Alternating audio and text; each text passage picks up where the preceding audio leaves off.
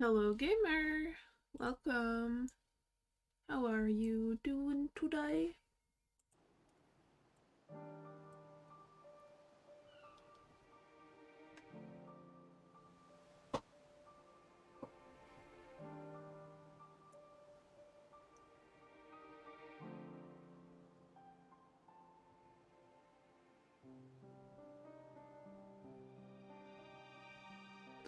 Yeah, I'm good. Pretty good. Um, I bought some new clothes today and I went swimming with Tato, so that was fun. First time in like 3 years.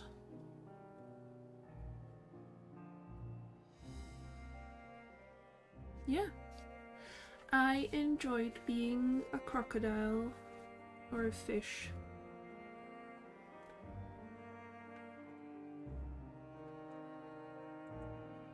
But now I will enjoy being a gamer.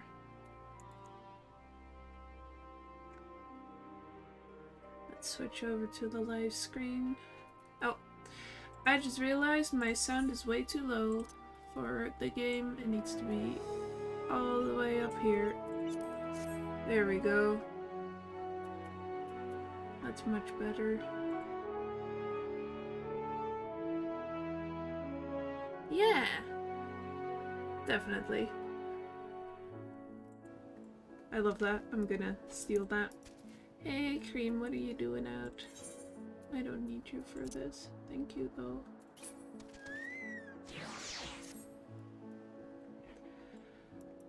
Alright, so it's road trip with the boys. Let's continue.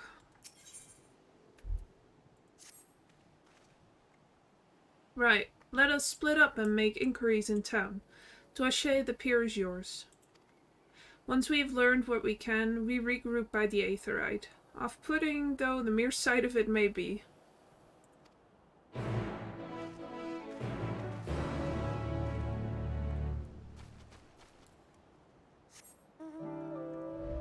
Big mom, I threw up energy.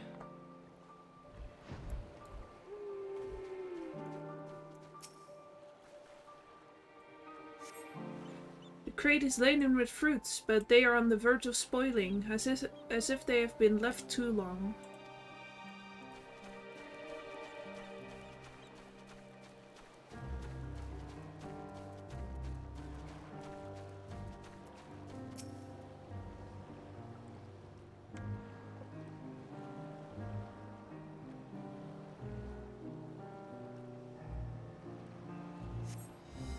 Gazing out from the pier, you spy boats moored off nearby isles, with the silhouettes of larger seafaring vessels farther away. Compared to other ports you have visited in the past, there appears to be very little activity.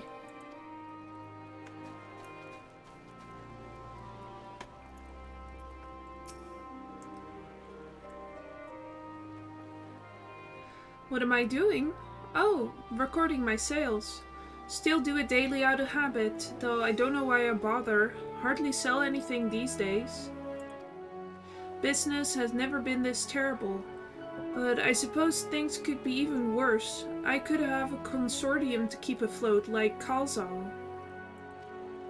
I don't envy his position. Better to be alone with my little operation, I've come to realize. You're a traveler by the looks of you. If you have a moment, perhaps you could pay Kalzal a visit. He'd be glad for tidings from abroad. Like as not, you'll find him at the Saltwind Sails, the Harbor Guild building across the water from here. Okay. My whale, I fly. Oh. This person over there. Well now, if it isn't a traveler, you're a rare sight in these unsettled times. People have been giving us a wide berth since that accursed tower suddenly appeared on Narunair. If it just stood there and loomed ominously, perhaps things would be fine after a fashion, but no, it had to spawn fell fiends as well. We still have our lives thanks to the Radiant Host, but business is as good as dead. What'll become of us, only the gods know.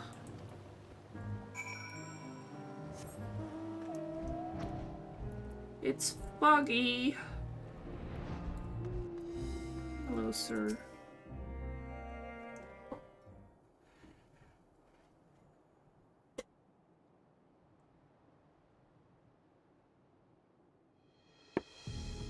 The Dalmascans aren't coming, but we already have everything they ordered. What are we supposed to do with it? I don't know, but yelling at me isn't going to help. All I know is that their plans have changed, and that's that. Look, you must have known this might happen. The Empire is at war with itself, and the provinces are in chaos. And then there's the tower sitting on our doorstep, spitting out monstrosities. The city has its defenses, but we've been afforded no protection out here. We can't blame foreigners for not wanting to take the risk. But this will be an enormous loss. Alright. Forget about the Dalmascans. Surely some ships are still coming.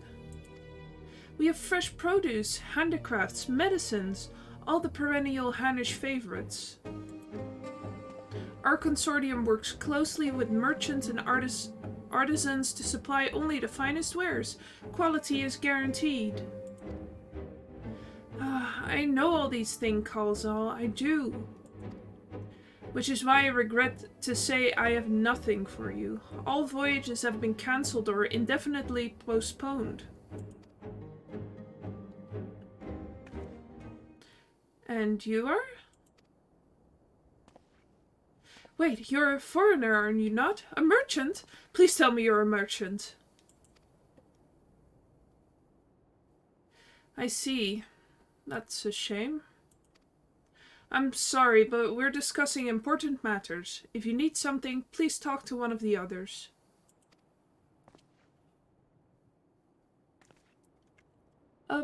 Excuse me.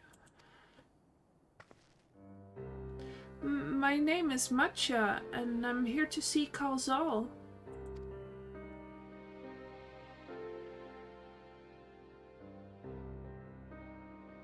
Oh, it seems he's busy. I'll come back later then.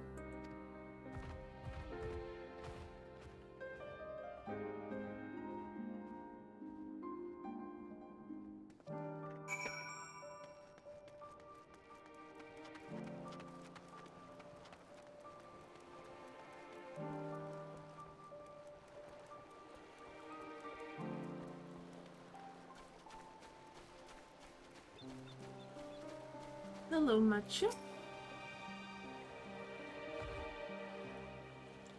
Yes? Can I help you? Oh, I just love their design. They're so cute.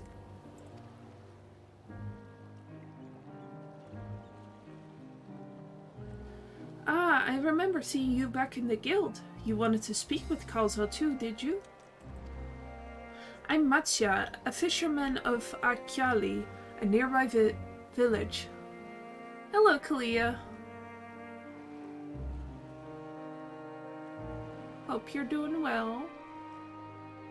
Elephant Man, he's so adorable.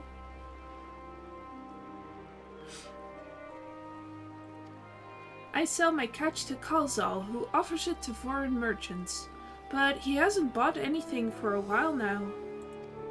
When I heard that the consortium had been struggling, I became worried and decided to come and see him.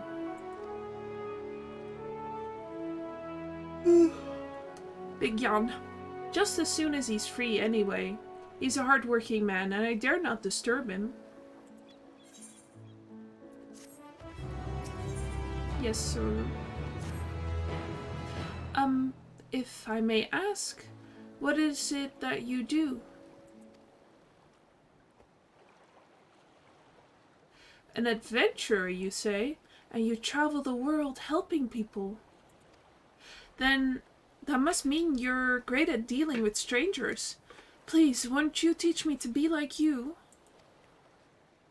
You see, I've brought some fresh fish with me, the portion I couldn't preserve, and I want to sell them. The problem is, I'm terrible with people. I've only ever dealt with Carl Zal, and I can't talk to customers without getting my trunk in a twist. So please, as silly as it might sound, will you not peddle the fish in my stead and show me how it's done?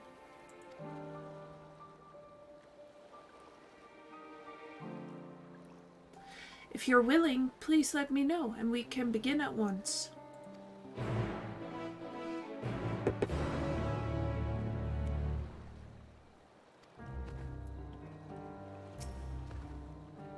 You'll do it then? Show me how to deal with customers? I'm in your debt. Right. Please try peddling my fish to, shall we say, 3 people here in Jedlimat. I will observe you and learn. Matcha is now accompanying us. Blah blah blah blah. Let's go, elephant friend. Oh, just look at that walk cycle. Ah!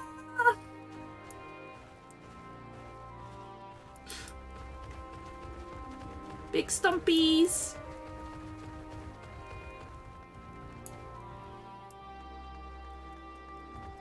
Big stumpies.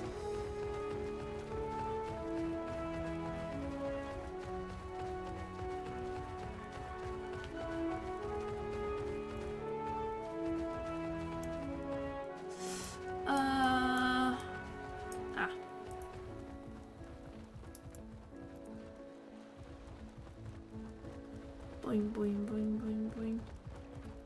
Hello.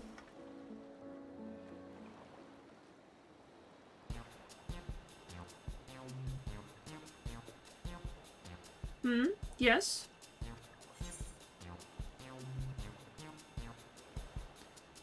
Greetings, friend. How fare you of late?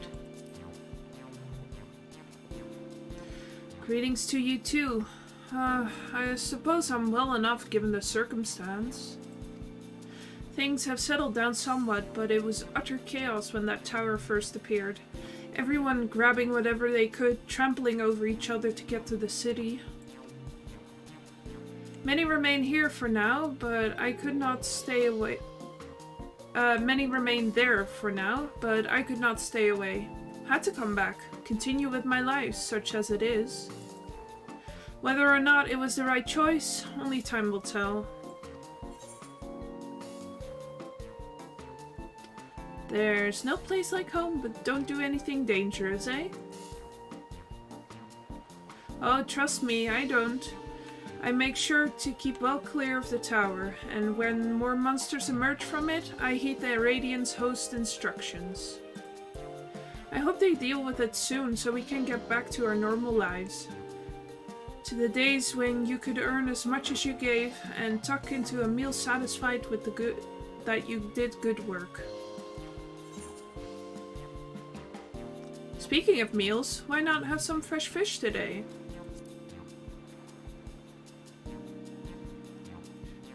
Fresh fish, you say? Oh, you're a fishmonger. Ha! When you bait me like that, how can I not bite? Very well, give me some of your fish.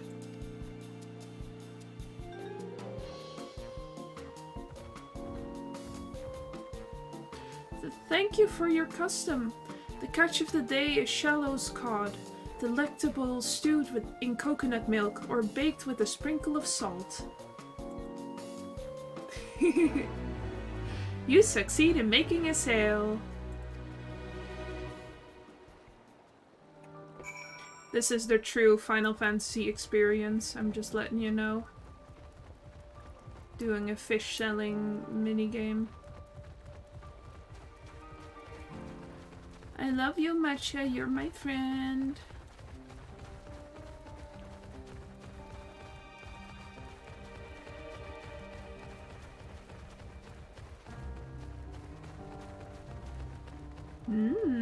Sounds like dinner.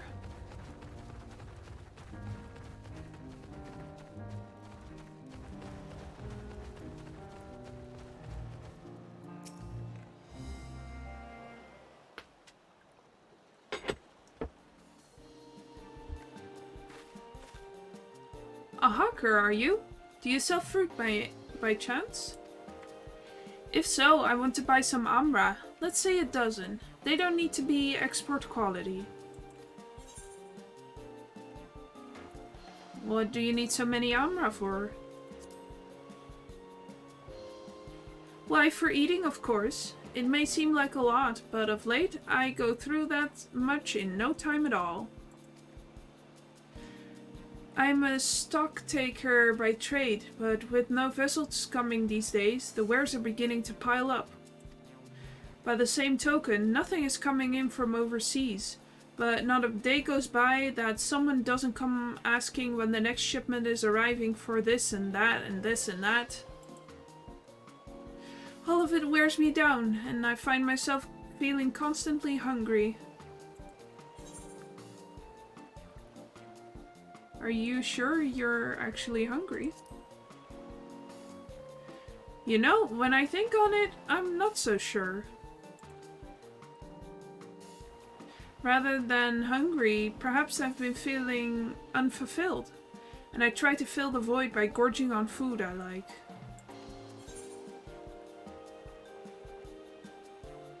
Do you like fish?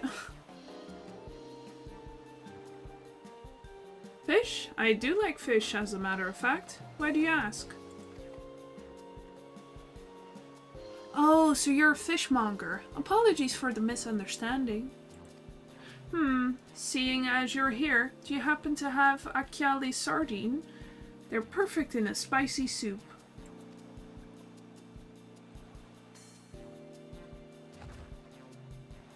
We certainly do, madam. And if you like it spicy, I also recommend them pickled in oil with a generous amount of chilies. Oh, that does sound like a wonderful challenge.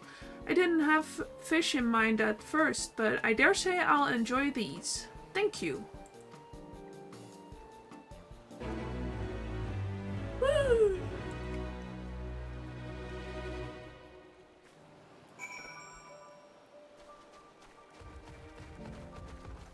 Oh man, I just love hearing the stompies behind me. Good noise, good noise.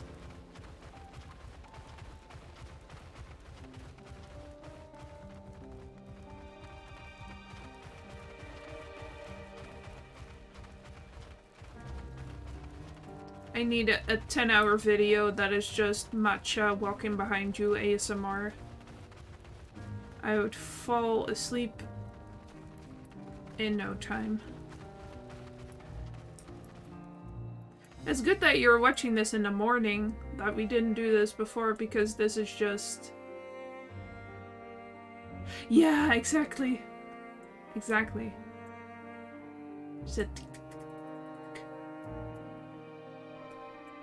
You're getting all sorts of dinner ideas.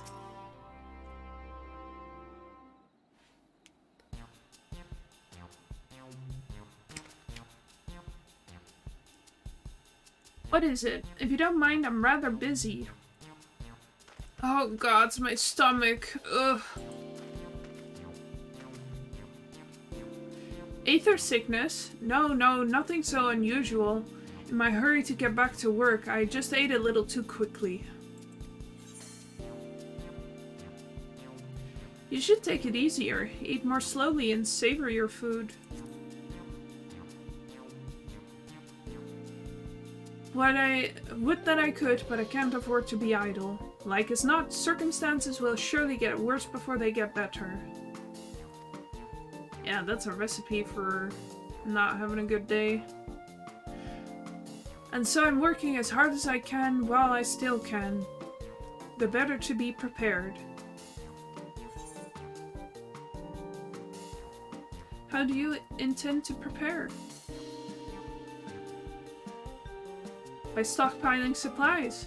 For that, I need to earn coins so I can buy food, medicine, what have you.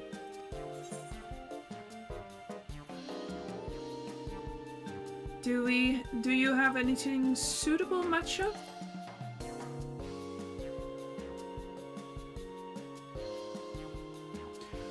Oh, we do have some dried products too. Thavnarian cucumber and puff pie fish. They're the last of the batch, so if you're interested, you can have them for a discount. Truly? By all means, I'll take them all.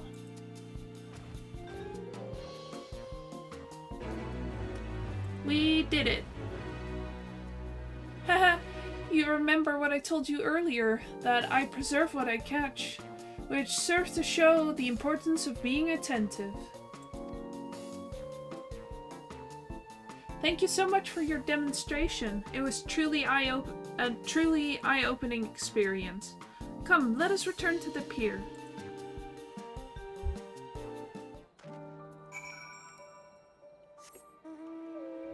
Whee!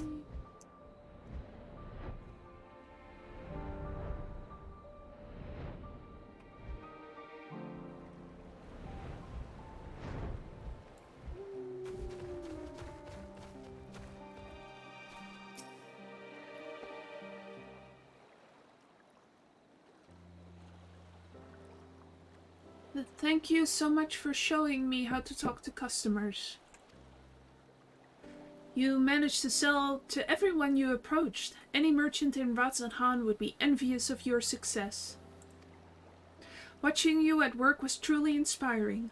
By applying the lessons I've learned, I hope to one day peddle as well as you.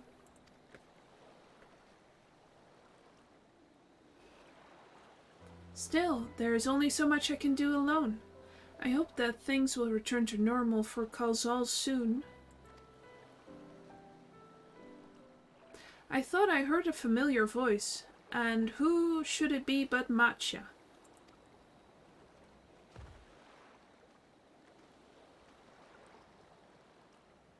Kalzal, have you finished your business at the guild? So you were there too. Forgive me. Try as I might, I can't find any buyers. With no ships coming in and hardly any going out, there simply aren't any options. At this rate. So, you can't buy my fish anymore?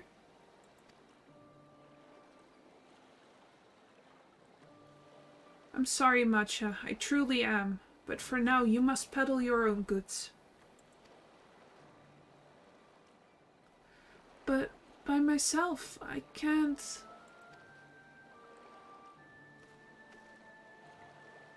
I want to help you, I do. But as it stands, I can barely help myself. I've poured my all into the consortium, and I'll be damned if I let it fall apart. I've friends and families depending on me, and I won't fail them. The sisters as my witness. Also,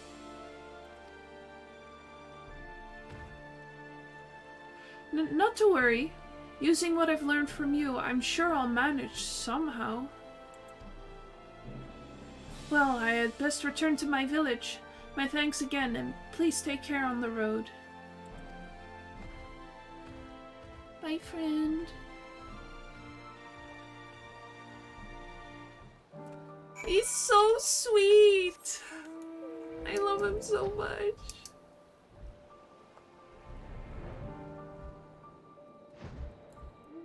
You know it's bad when he gives me cute aggression. I just want to squeeze him.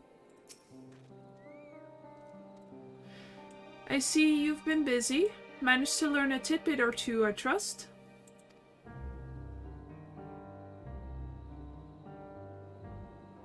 I see. We also heard that the tower is affecting many locals' livelihoods, but to think that it would be to such an extent. For another notable, if not wholly unexpected discovery, disappearances and kidnappings are disturbingly commonplace. As before, the culprits are most certainly tempered Imperial soldiers. And as before, they mean to use the faith of their hapless thralls to call forth a lunar primal. Business as usual for the Telophoroi. Fun. Hello, sir. That matcha fellow you were helping, he's Arkasodara, is he not? Apparently it is almost exclusively his people that are being kidnapped. Should he be traveling alone? If summoning is this perpetrator's aim, it doth stand to reason that Arkasodara would be their primary targets. For 'tis the fate of their ancestors which prevaileth in this land, and many are devout adherents still. We'd better go after him. Akyali lies to the west, as I recall. The same direction as Kral's acquaintance, incidentally. How convenient. It's settled then. Keep your eyes peeled while we make for the village.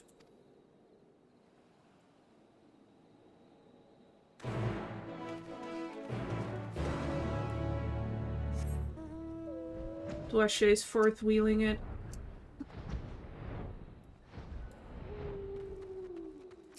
Expedition with the thruple. You do not see matcha nearby, but the elevated ground up ahead may provide a better vantage point.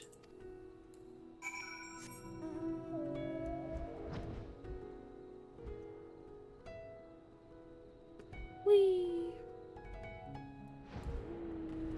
That's a big old elephant. Why is it foggy?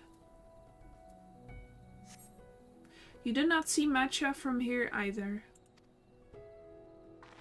No, leave me alone. Help! Somebody help! Matcha's voice, and it came from the north. Matcha!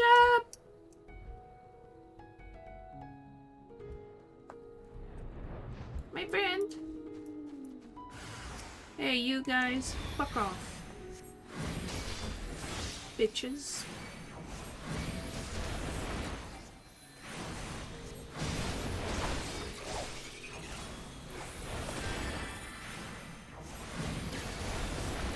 Leave my baby boy alone.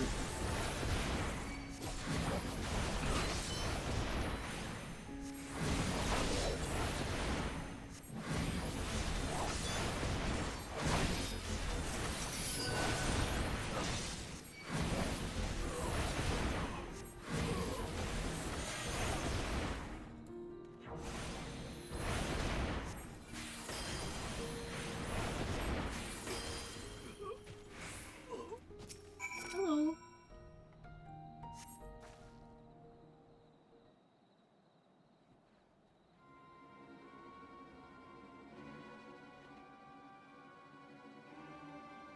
Huh? Where did they go? Why are you here? I see you found him in time. Let me just plug in my phone.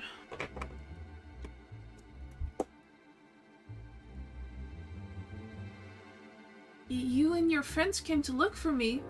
I don't know how to thank you. On my way home, I took a moment to stop and rest. Think about what to do about, well, everything. And then those men came. Kidnappers. We'd heard that the Arkasodara were being targeted. Surely you have as well. Perhaps it's best if you took refuge in the city. We've considered it, me and the others, but fishing is all we know. The ocean all we have. I see. That's your decision to make, but you should take care not to travel alone.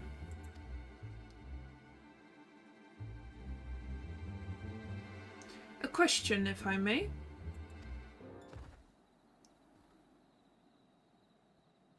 'Tis our understanding that strange fiends have emerged from the tower. What canst thou tell us of these beings?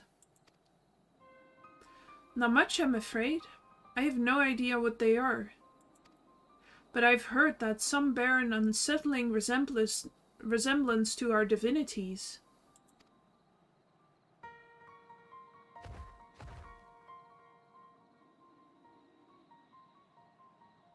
For that reason, some have taken to calling the tower Zot. House of Divinities in the old tongue it means. But they are not true divinities. They're monstrous imitations that bring only death. To have one's faith so twisted is a grievous indignity, and full justified art thou in thine outrage. Know that 'tis for no other purpose but to neutralize the tower that we have journeyed to this land. In time we may be forced to contend with these false gods, and thus would we learn all we may about them. Wilt thou not tell us of thy divinities and their true nature? Truly. You've come all this way to save us. Really? To think I had you peddling fish. But to answer your question, yes, of course. We would gladly tell you about our gods. We, I say, because I'm a terrible storyteller, and had asked my fellow villagers to do it. So please come to our village. We're good, gods-fearing folk, all of us, and we'd be honored to share our knowledge. And fish.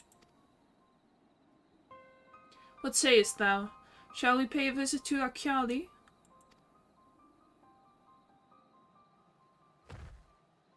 Wonderful. Just follow the road west and down the hill. You can't miss it.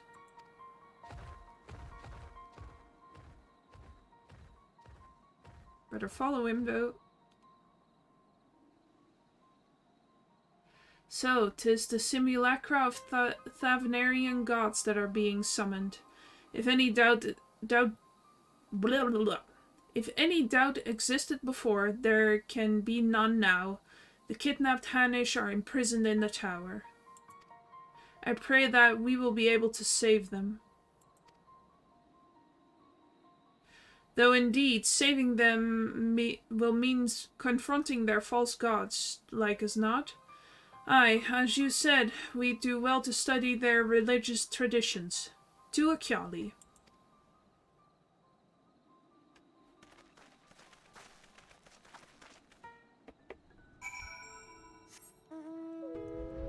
Yay, the weather finally cleared up. Now you can actually see how beautiful this area is.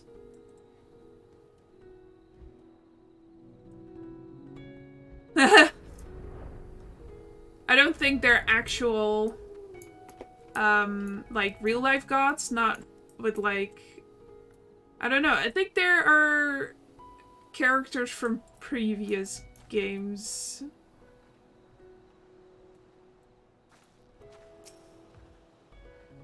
And I don't know. Welcome to Akyali, my friend. The name means white beach, and there isn't much here save that. But please make yourself at home. Your companions have already begun talking to everyone. Feel free to show yourself around and do the same. Any of us can tell you about our gods, but you could do worse than to start with Kanga and old Hasveda. Oh, right. Yeah.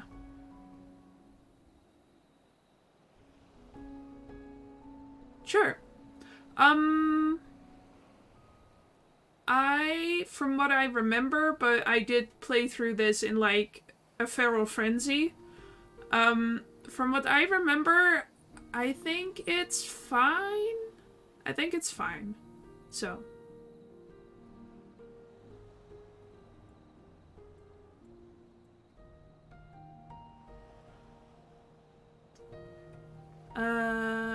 They're free at the moment, as it happens.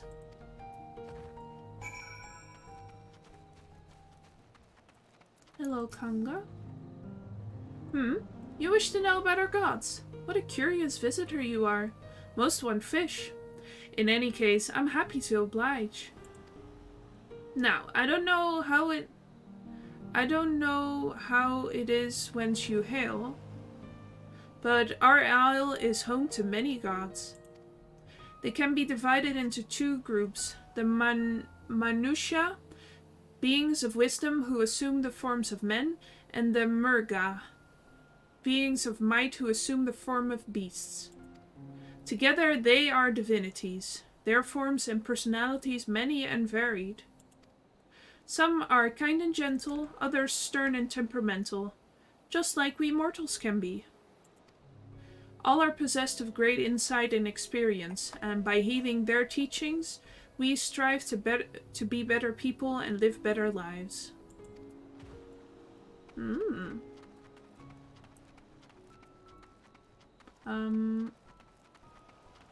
Oh, I just love their design so much.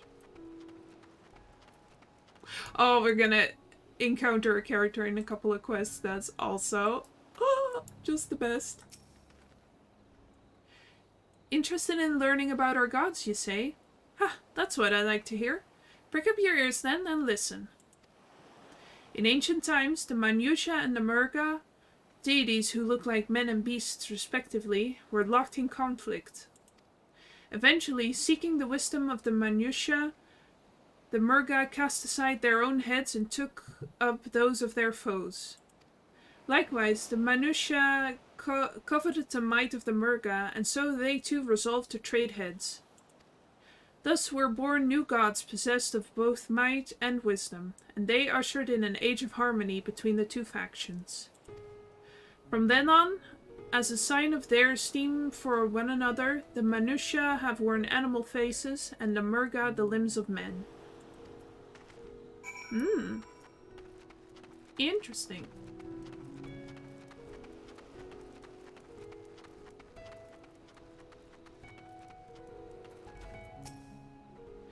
There you are. Learned a thing or two about our gods, I trust. While you were off talking to the others, I remembered something that may be of interest. Yeah, really? If you could let your friends know, I'll go and fetch it from my home at once.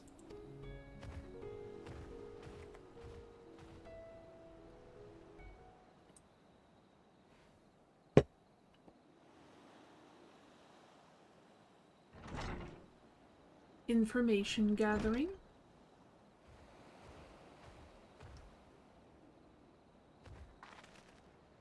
Apologies for the wait. I wish to show you this hanging scroll which depicts 3 of our most revered deities.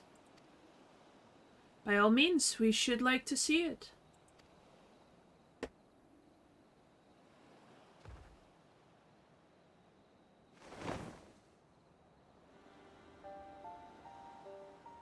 They are Manusha. You heard about them already, yes? 3 sisters. The center one is the elders, Sindaruva, a goddess of wisdom. For this, alchemists hold her in the highest. Yeah, it's so good. To her right is the middle sister, Sandaruva. As a goddess of wealth, she counts many traders amongst her followers. And on the left is Mindaruva, the youngest sibling. She presides over the crafts, and so is beloved by weavers. Although each is worshipped for different reasons, the sisters are usually portrayed together in these works, which people keep in their homes for good fortune.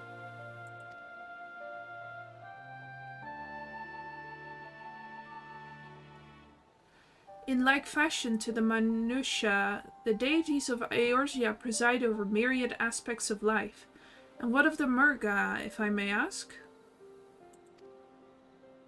The Murga hold power over nature. In ages past, they were revered as guardian deities in times of conflict. If you have an occasion to visit our temples and ruins, you'll find their images there.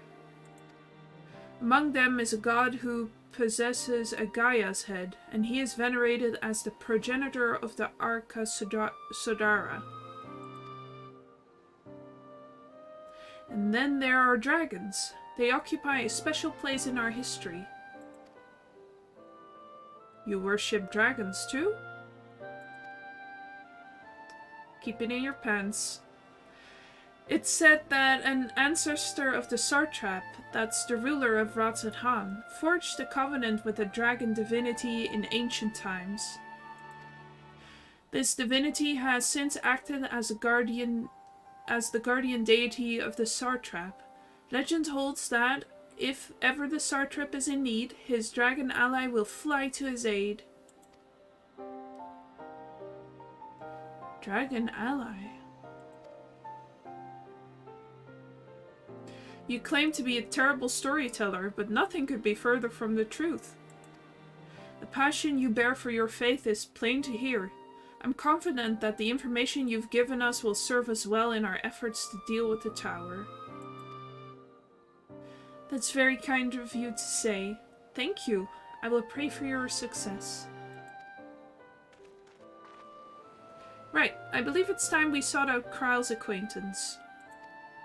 An alchemist by the name of Nidana.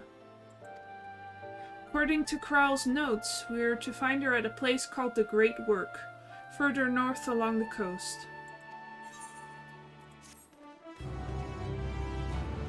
Bye, guys. Oh, I'm going. No, I'm not. Did you say you were going to see Nidana? Oh, how I envy you. She's brilliant and beautiful, kind and understanding. And did I say she's beautiful? Ah, I could stare at her dainty ears and adorable trunk all day. And those eyes. When you meet her, take care you don't drown in them.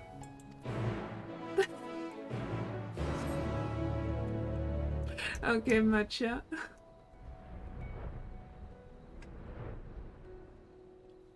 He's so cute. Oh.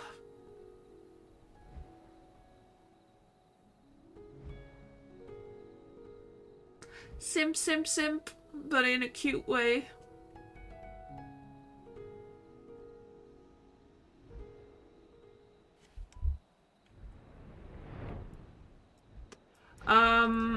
Uh-oh.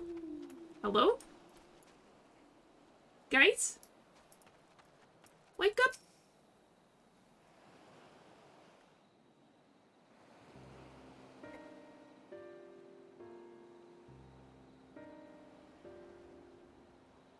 What's happening here?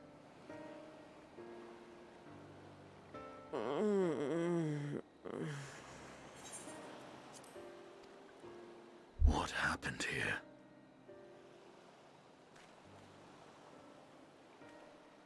Their dress marks them as alchemists. I see no evidence of injury or poison. Thinkest thou they but slumber? I believe so. Whether it is by choice is another question entirely. Oh, we have guests. You must excuse the poor welcome. Long days and longer nights have taken their toll, as you can see.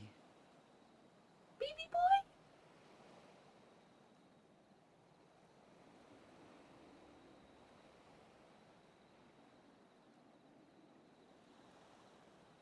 I am Vashan, servant to the satrap. My task was, in fact, to wake these good men and women, if you will allow.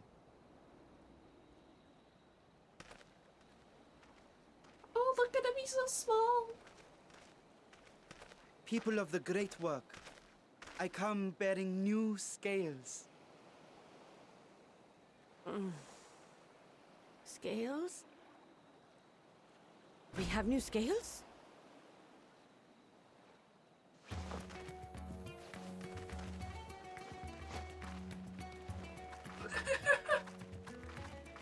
Yes, my friends.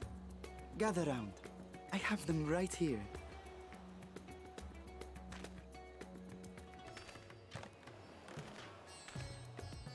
Oh, happy day. Now I can continue my experiment. Many thanks. One for me. Those are dragon scales. Yes, such materials are vital to their most pressing research. And we are fortunate to have them. Our experiments are so close to bearing fruit. They just collapsed in Soon we will have a exhaustion. talisman capable of nullifying the etheric emissions from that accursed tower. Did I say something wrong? Are you not here with Varshan? Wait, who are you people?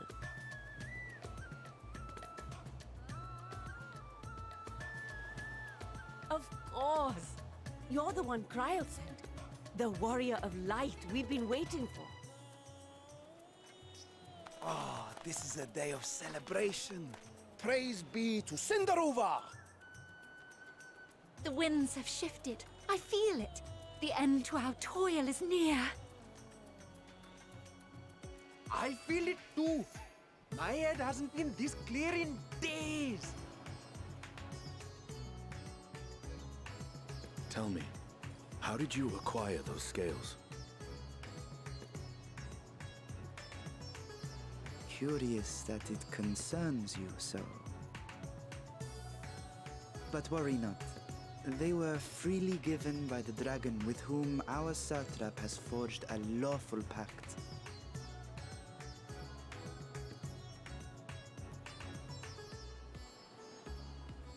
Threw hands with an 8-year-old. That is well. No, he's You chill. must be quite familiar with Dragonkin, yes? Is this their congealed blood I see on your weapon? Speaking of dragon blood, you yourself have been infused with it, have you not? I should like to draw a file or two, if so. Now, see here. Come along, come along. I must insist that you visit our laboratory. Cease your shoving, or so help me. Ryoche praying for him. Oh dear, your poor companion. What with the new scales and your timely arrival, my colleagues are a little giddy with excitement. No harm will come to him, I promise. Meanwhile, shall we find a quiet place to talk? Rest in As you may spaghetti. have guessed, I am Nidana, the alchemist who sent a request to your mistress Kryl. We have workshops across the nation collaborating on this research project. But it is here, at the Great Work, where I collate our results. Come with me, all of you, and I can explain the crux of the situation.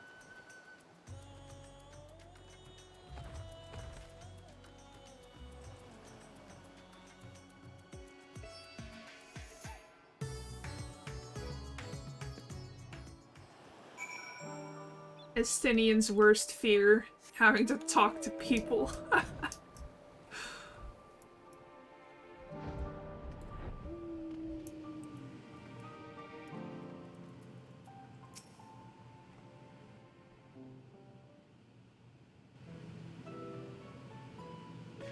Allow me to thank you for answering our call. Many towers have appeared around the world, and we are grateful that you would assist us with ours. Though Kryl herself is tied up with another investigation, Dwashe is an eminently capable substitute, and we will spare no effort to aid you. So, if I understand correctly, you seek to make talismans that can nullify etheric emissions. Indeed we do. As you know, the tower emits vast concentrations of ether. One cannot go anywhere near it without being tempered. As such, we can only study the tower from afar, and are powerless to deal with it in any consequential way. In order to strike back, the Satrap bade us alchemists create enchanted talismans. Talismans that will allow our soldiers to venture into the tower should they lack innate protection. Could such a thing be possible? Admittedly, we are still in the midst of testing, but we are quite confident. Even prior to this, our people have long pursued countermeasures against the etheric corruption of primals. Of the methods tested to date, those utilizing dragon scales have proved the most promising. Owing to their etheric density, the scales are highly resistant to disruptive forces. The mightier the dragon, the greater the resistance. We seek to amplify this protective property through our alchemy. Thanks to the scales provided by His Excellency, we have been able to make steady progress with the talisman. Soon we will be ready to conduct a field test, and here is where you and your blessing of light come in.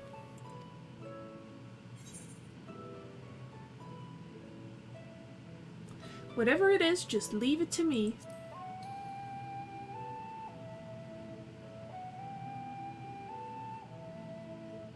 Thank you. Lest you wonder, we ask only that you serve as an escort. We will explain in greater detail later, but you will be venturing into the tower's field of influence. And so, for your own safety, I would first test how well your blessing shields you. With your permission, of course. In that case, Urianja and I will find other ways to make ourselves useful. Seeing as you all work to the point of collapse, I suspect you could do with more hands. We would be grateful for any assistance you can provide.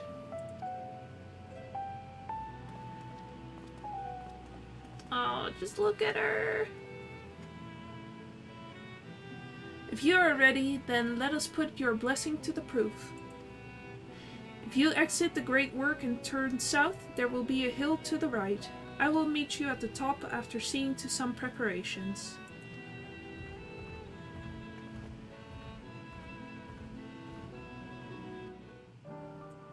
See you far, Sean. Oh, look, the chains are elephants. Aww.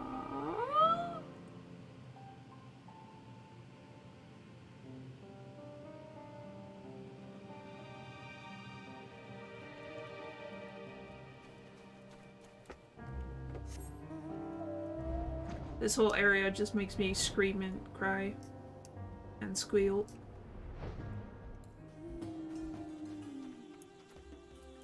Hi Nidana, I love you. I hope you didn't have trouble finding this place or climbing the hill. Not all are accustomed to the physical strain. I give you the fruit of our sweat, tears, and many sleepless nights. The drunken Deepa. A Deepa is a lantern presented to the gods as an offering. Taking inspiration from the tradition, we created this device to test the talisman's efficacy. Efficacy? Either way. Upon activation, it will move a certain distance before emitting a powerful blast of ether. In lieu of corruption, those lacking sufficient protection will experience severe ether sickness.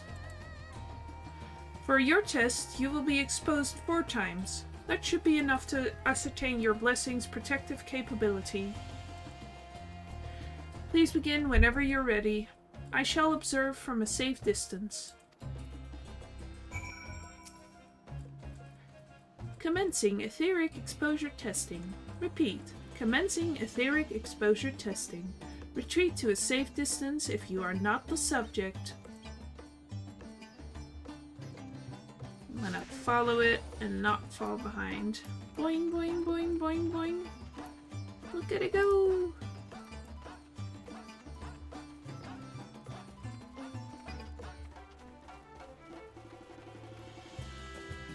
Readying ether. Please stand back.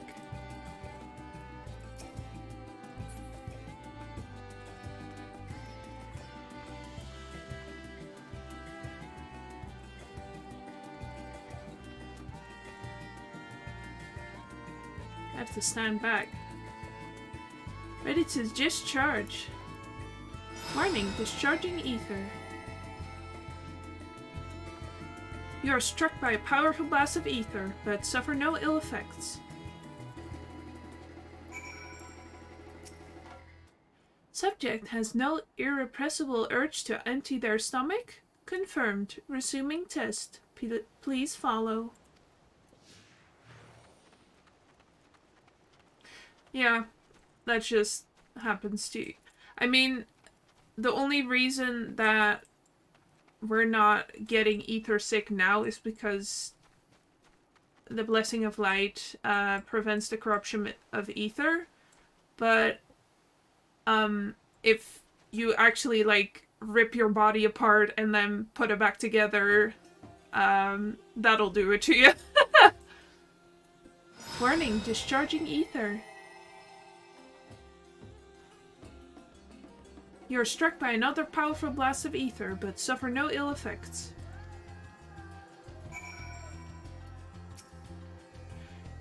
Subject's stomach and bowel integrity holding?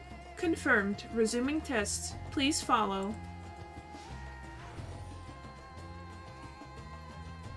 Yeah, because that's essentially what you're doing. You're reducing yourself to ether and going into the live stream and coming out the other and using a aetherite as a beacon. And that is also the reason why Thancred and Y'shtola got so fucked up by going into flow, is because you don't have a beacon to tether yourself to.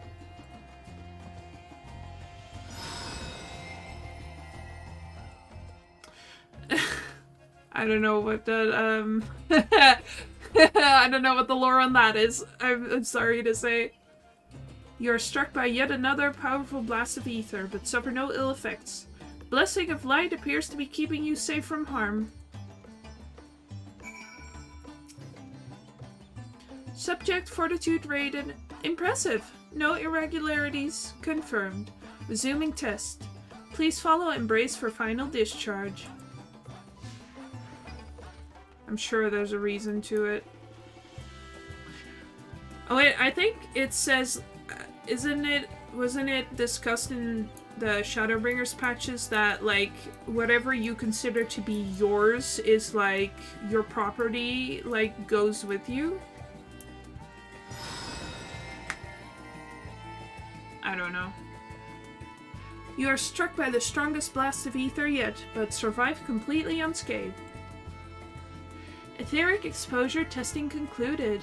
Please collect me and deliver to the supervising alchemist.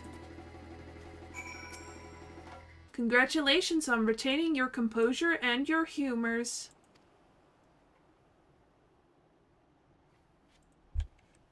Okay.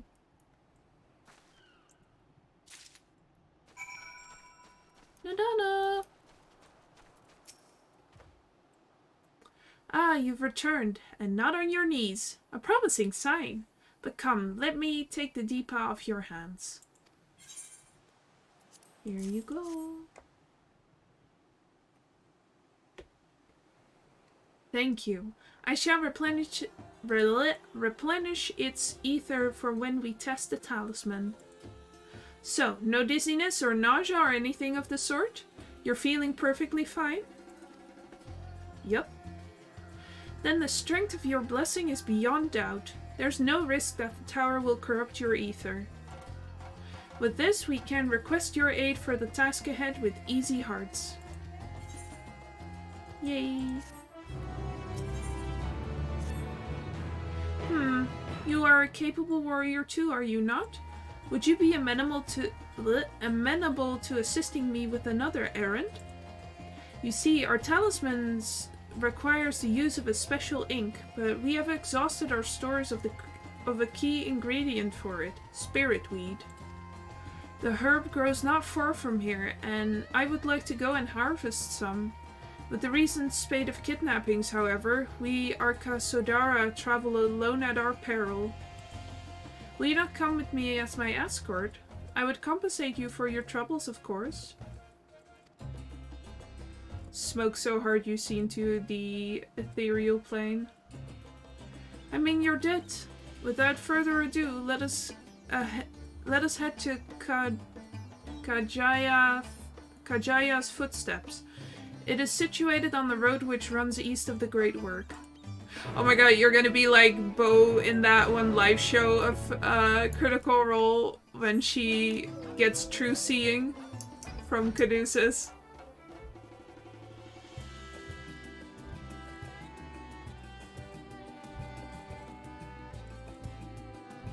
That episode made me cry so hard from laughing.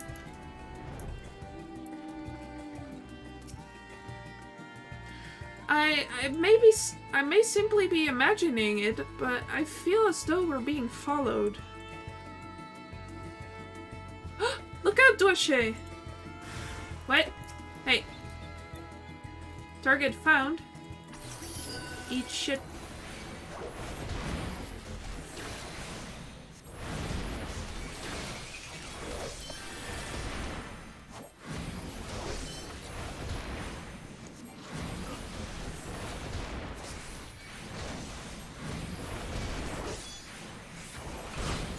I love having a one-button rotation.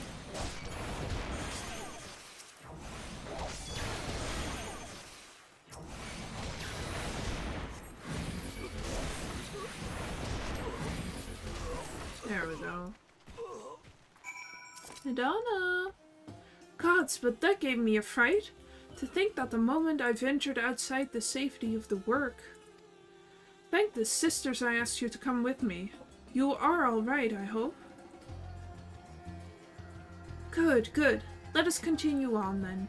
It isn't far now, just through these pillars and up the rise. Who keeps flying over me? Go away with your big ol' dragon.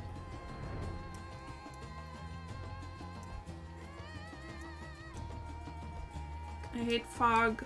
Please go away.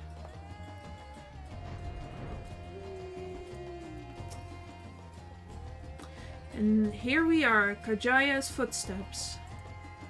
Kajaya was a great dancer, and those who follow in her, well, you know.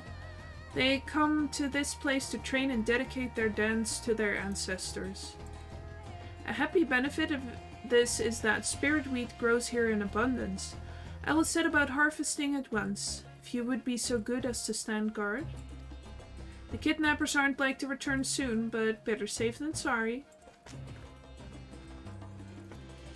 Oh, just look at the temple! I love that peacock. And the patterns.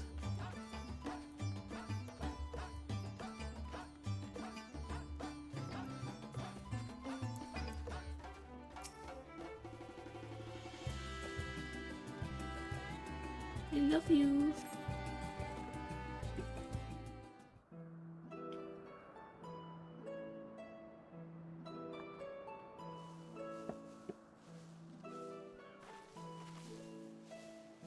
New best friend acquired. Can't see nothing. Yes, that would be Radzad Khan. Hardly anyone has been allowed in or out since our troubles with the tower began.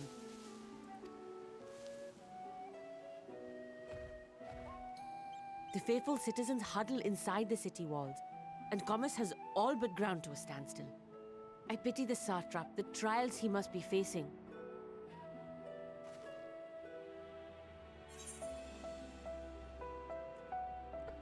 What can you tell me of the satrap? Well, he is the most important person in Radzad Khan. Long ago, this island was home to two tribes of Matanga, the Gajasura and the Arkasodra. When the Aura came to these shores, it was the Arkasodra with whom they joined forces. Together they defeated the warlike Gajasura, forcing them to flee Thavnair altogether. Peace and prosperity reigned for a time, until a clan of Hyur from the mainland decided they wanted the island for themselves. It was a direct ancestor of the present satrap who arbitrated that conflict and welded the warring factions into the nation we know today. And ever since, a member of that esteemed lineage has inherited this somewhat unique position. You see, by and large, the state is run by the people. But when problems arise, it is the satrap who mediates a solution. The stability provided by the satrap is what has allowed Radzad Khan to thrive all these years. And it was the satrap himself who entrusted us with this duty. We will not fail him, nor our countrymen.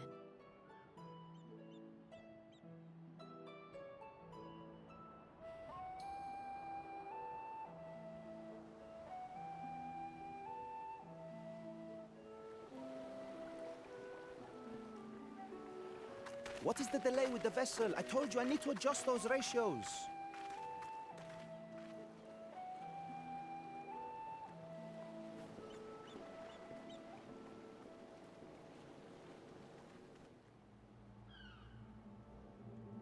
Funny Daniel! I come all this way to admire one of my splendid towers, and what do I find? Fools attempting to ward off its tempering influence with magic trinkets. I seem to recall a similar experiment in ages past. What was that man's name? Oh, something. Owen? Another body, another time. Who could be expected to remember every trivial detail? Allowing them to construct such handy talismans would be counterproductive to my plans. And yet, I find myself deathly curious. How will they manage this feat with the limited knowledge and resources at their disposal? His voice changed. Complications be damned, for we cannot escape the nature of our souls. And I, as ever, am my own worst enemy.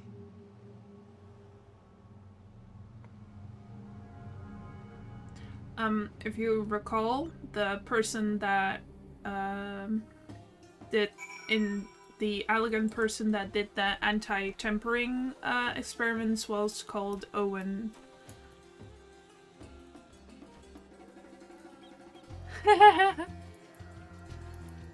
He's an Ashen. He's the one who's like, hey guys, so guess what?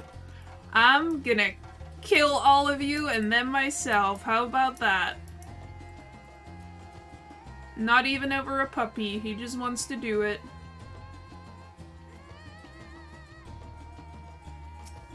And Daniel's some creepy shit. I have enough spirit wheat to last us a good while. Thank you for keeping watch. Let us head back to the great work, shall we?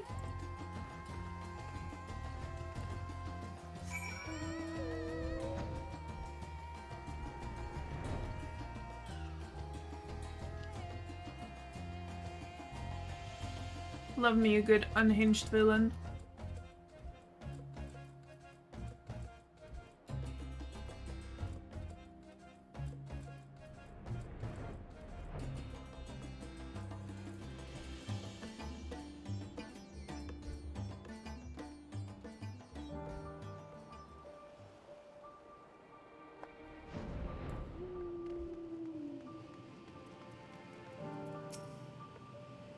Tuashe, my thanks again for your assistance.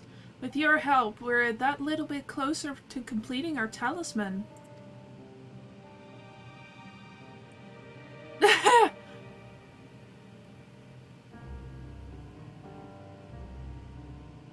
Hell yeah, I need it in my life. This isn't much, but please accept it as a token of my gratitude.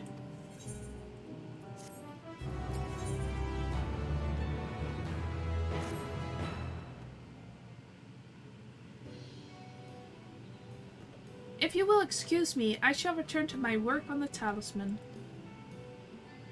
Ah, Ah, you're both back. Excellent.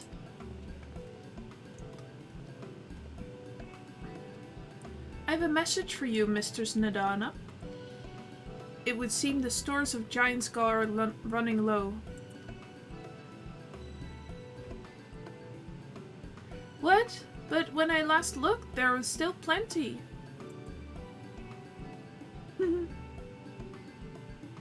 I suspect that was before Urianger told everyone about their tempering cure, and Justinian shared his knowledge of dragons.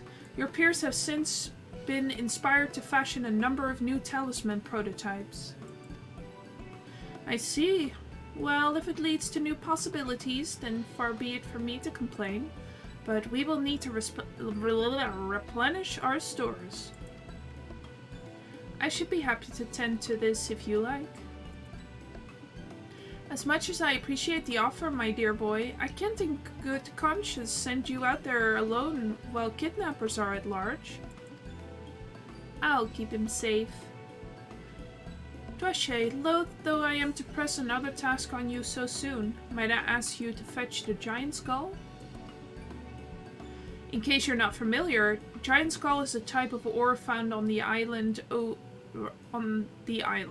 Owing to its hardness and etheric conductivity, it has applications in many disciplines, alchemy not least of all. The quarry where it is found, aptly named Giant Skull Grounds, isn't far away, so it shouldn't take much of your time. May we impose on you once more? Sure, no problem. Thank you. Upon arriving at the grounds, please seek out a man named Seinua. He will furnish you with the ore. At the very least, permit me to accompany you. It so happens I have an errand of my own that will take me to the outpost nearby. May we borrow a pair of Hamsa, Mistress Nadana? By all means, do try to be patient with them. Those that survived are still in training. We will bring the Hamsa to the entrance. Meet me there when you are ready.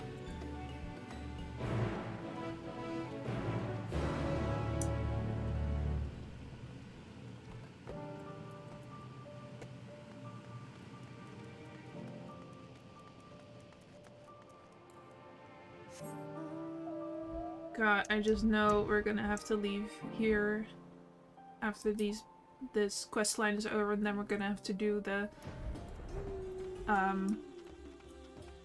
Charlian quest line, but man, I just want to stay here.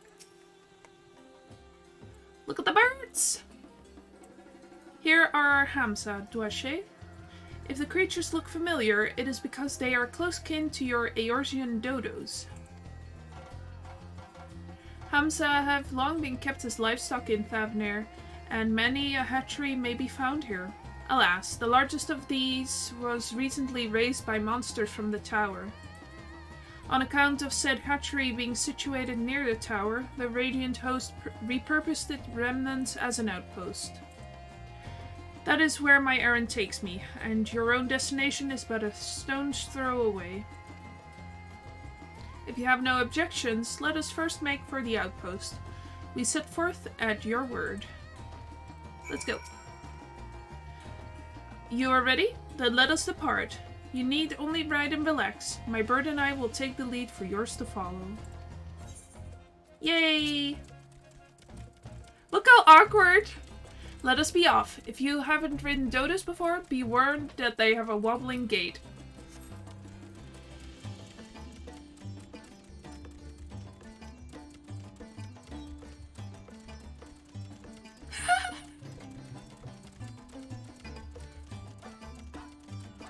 That spectacular formation stretching out over the waters is called Kadaga, a word that means sword. The sword, legend holds, was wielded by the Manusha against the Murga before it was cast down at the conflict's end.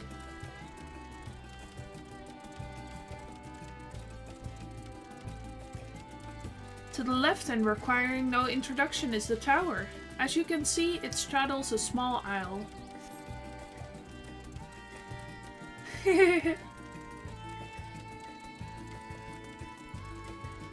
I love this little guided tour. Almost there. Though the main part of the hatchery is atop the cliff, the outpost itself is on the beach.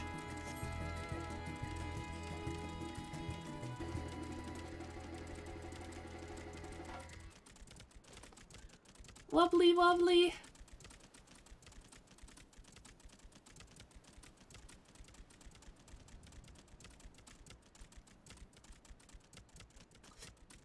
I think the art department asked, like, do we put colors here? What colors do we put here? And then the people in charge said yes.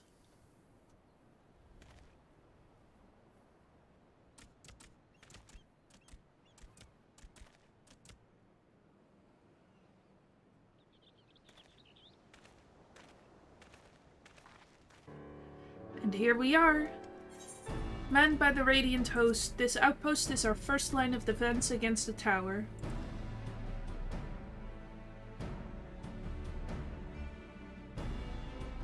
That's a big boy.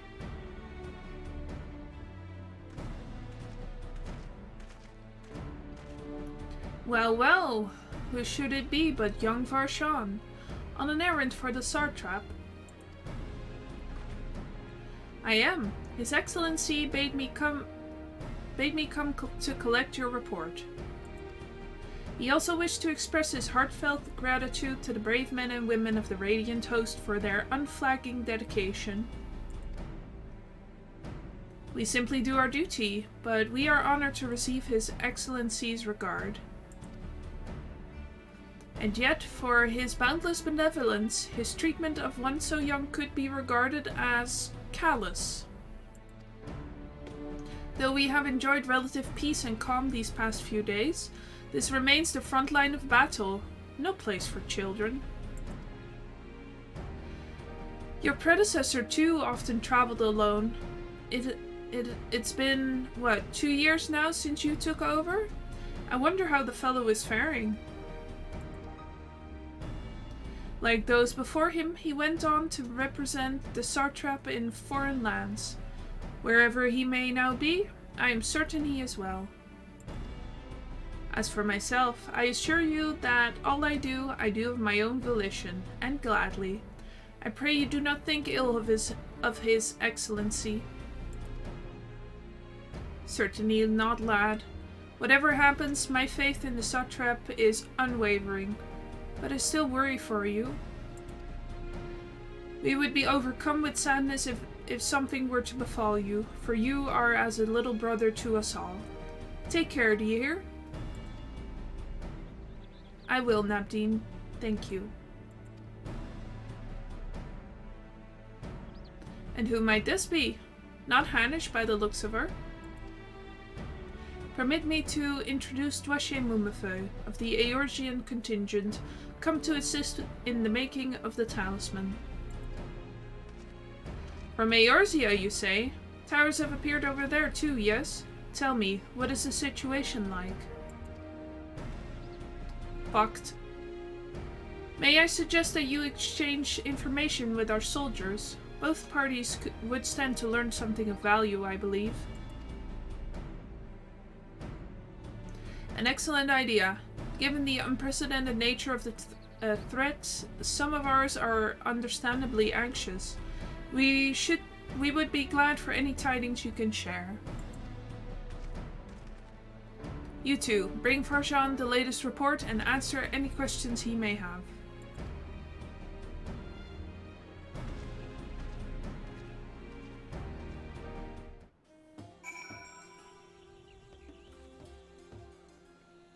Whee! I love this armor. I just really like the mouth guard. Reminds me of like a dragon or a gargoyle. It's very dragoony. Hello.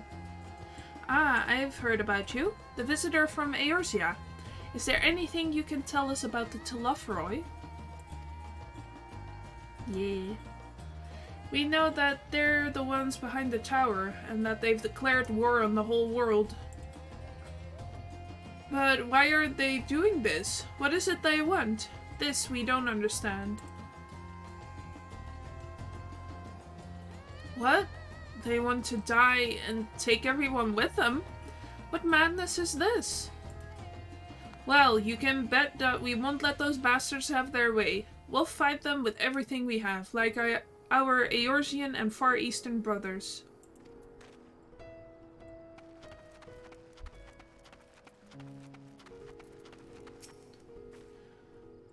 You wish to know about the tower? To be honest, we know little and less about it ourselves. This Tower of Zot, as folks have taken to calling it, suddenly appeared where it did on the Isle of Naranair. We're safe from its influence at this distance, but go too far into the water and you'll expose yourself to its corrupting ether. You're a foreigner, aren't you? How are they dealing with the tower in your homeland? Our struggles are not unique. Then our hopes still lie with the talismans. We must keep the monsters contained until they're ready.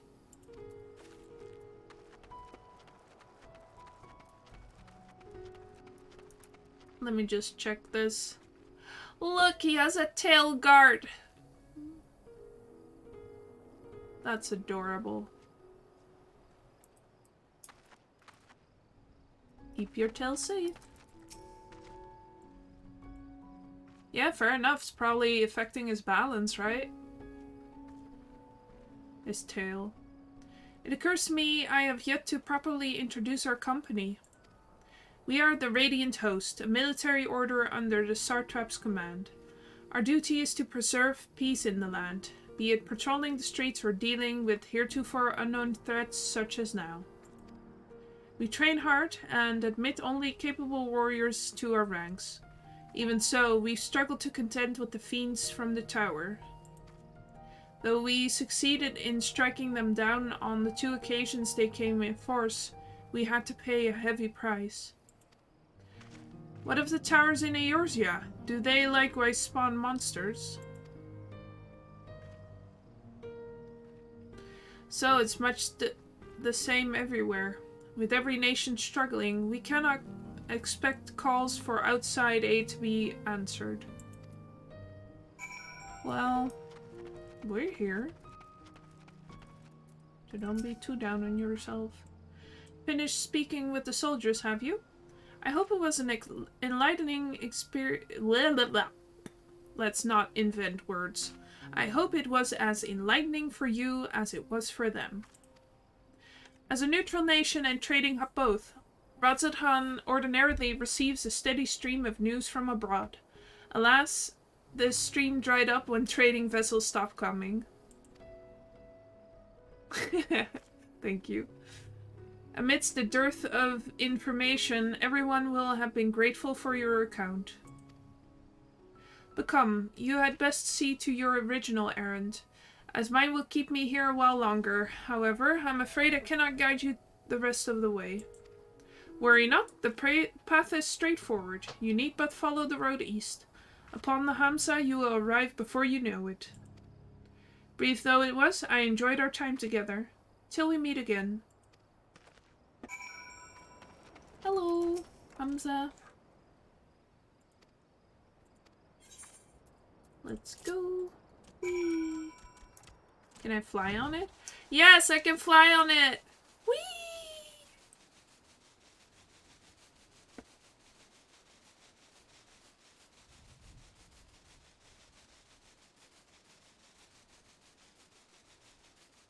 But that's only because I have unlocked flying in this area.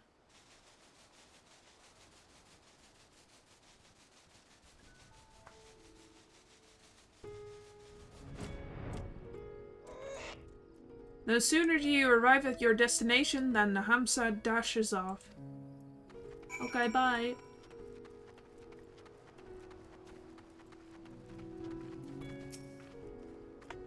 Aye, this is indeed the Giant Skull grounds, and I am Senuya. Senuya. Jesus. Senua. Is there something you require? Oh, look at his eyes. Giant skull for the alchemist, you say? But of course they shall have it. They labor tirelessly to deal with the tower, and 'tis least we can do to provide them with the materials they need.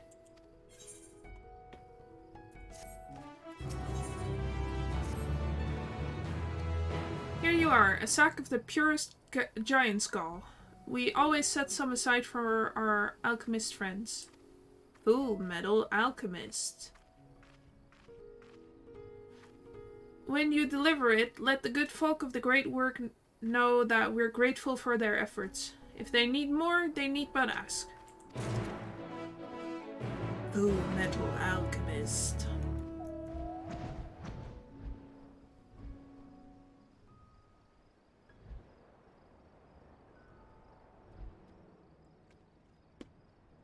Bim bim bim bim bim bim bim bim.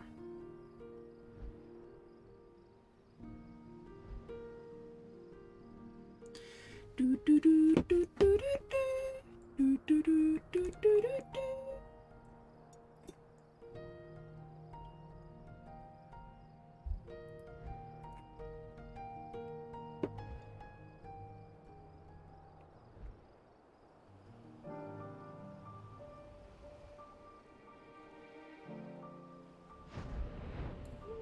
Hello, Madonna.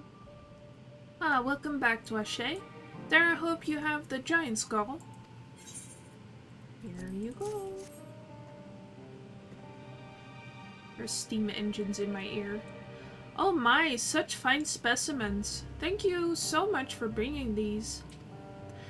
We now have everything we need to make our next prototype. One that should be capable of passing our most rigorous tests.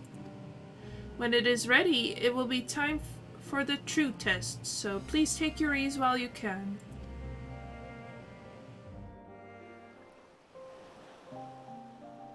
Time to hang out with the boys.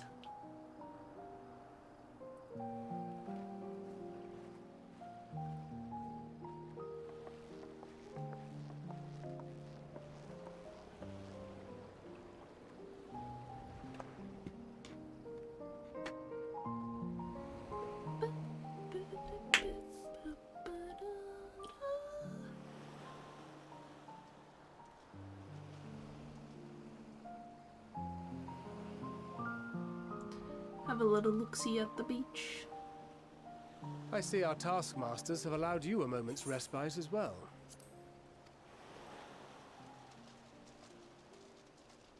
You have to hand it to these alchemists. They are determined to see this endeavor of theirs succeed. I've never been one for blind optimism, but I sincerely get the sense they're close to a breakthrough. They had better be, or all this effort was for naught.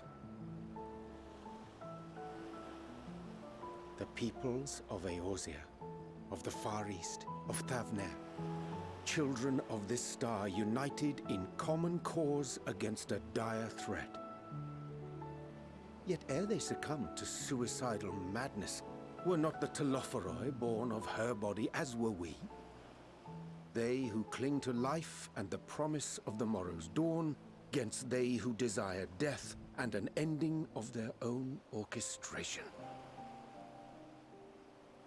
The victors of this war alone will hold the right to answer the question of existence, of its meaning, and its worth. Poetic and ominous to a fault. That said, if it's an existential debate in nature, then our arguments might not be as persuasive as you'd think.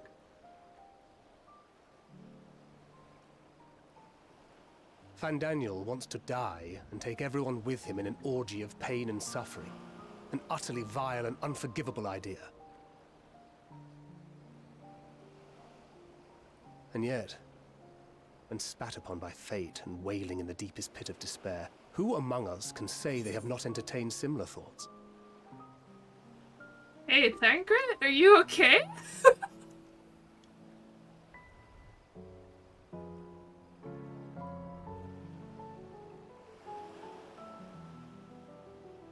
I think Thancred, I think you might, we need to get you some therapy, bro. There are nights black as pitch, bereft of hope, and no words of comfort can reach you. And it's all you can do to grit your teeth and choke back the bile. The more you see and suffer life's injustices, the more difficult they become to bear. Vengeance is nurtured in similar soil. Though your anger has a broader focus, the sentiment is much the same. A fervent desire to destroy others, to see them drown in torment, as you have. That about sums it up. The will to endure is not always as strong as the urge to burn it all down and salt the earth. Survival be damned. It's a struggle, often close and brutal. Indeed. Well, I, for one, shall pray survival proveth more appealing in the end. As will I. Besides, our chances are much improved when we've the company of others committed to the cause of life. Our vengeful dragoon here is proof of that.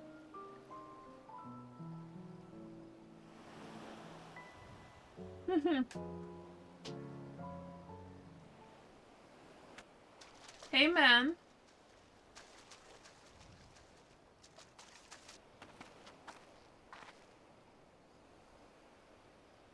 What is it? What did you see? Van Daniel. Van Daniel? Are you sure? If he knows we've been working on a countermeasure. It holds. The vessel holds! This is the one! At long last!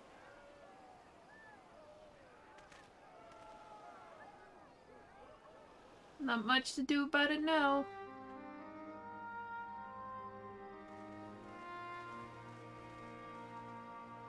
Look! We have finally created a talisman strong enough to withstand our experiments! We've named it a warding scale for the time being. With this in your possession, your soul should be completely shielded from corruptive ether. Afforded such protection, any one of us may approach the towers without fear. Thou hast mine admiration. 'Tis an invention of historical significance. I thank you for your kind words. But I would prefer you keep them unsaid until we test the talisman's efficacy in the field. It is for the next stage of our plan that we summoned you in the first place, to accompany me to the Tower of Zot. Should the scale prove effective, as I very much hope it will, then you'll have little to do. But should the effect be weaker than anticipated, I must ask that you restrain me, or knock me senseless.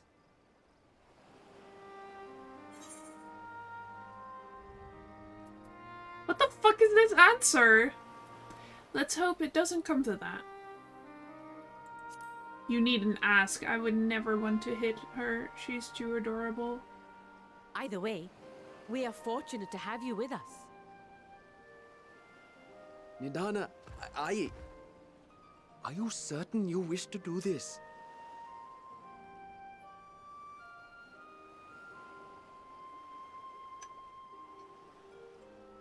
If others are to trust our creations, then we must have faith in them first. And as the senior researcher, it falls to me to lead by example. But should I fail to return, then learn what you can from this attempt and apply it to the next. Our work must continue. Is that clear? Yes, ma'am. We'll keep an eye on the place while you're away. Assuming Van Daniel is lurking about, there's no telling what mischief he has in mind for us, or you. Be on your guard. You just know he's about to do Shall some we be shit. on our way? I'll have one of the soldiers at the hatchery prepare us a boat, and we can set out from the northern shore. I'll see you there.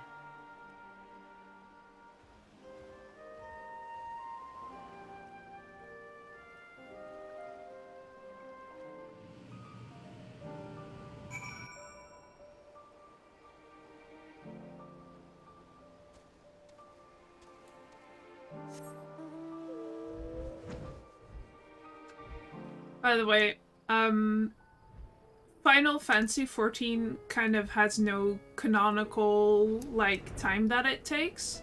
So it's just, it takes place in, like, a time bubble. So they're basically saying, like, okay, all this shit takes place in 1 year, because the characters don't age, you know? So that's the time bubble, 1 year. Which is really funny to think about, considering that means Thancred goes from fuckboy to midlife crisis in 1 year.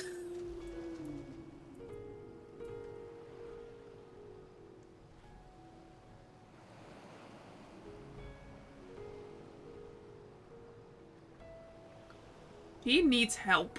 I'm just saying.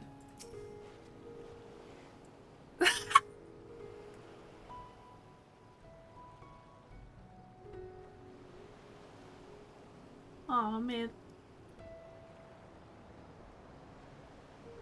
This is a rather finer boat than I had expected, but I won't complain. All that remains is to board and be on our way. Oh, and if I should become corrupted, do not stay your hand. Of course, I pray it does not come to that, but you must protect yourself. Other alchemists can fulfill my role, but you and your blessing are one of a kind, and perhaps our only hope for toppling this tower. For all our sakes, do not hesitate to do what must be done, whatever that may be.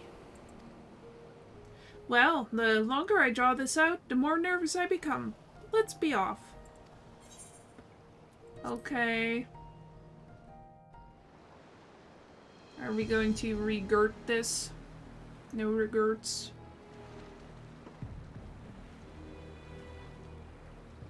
We should soon cross the threshold of the tower's influence.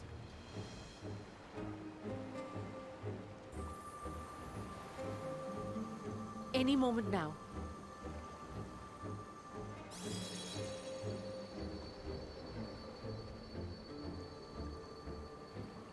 It's working!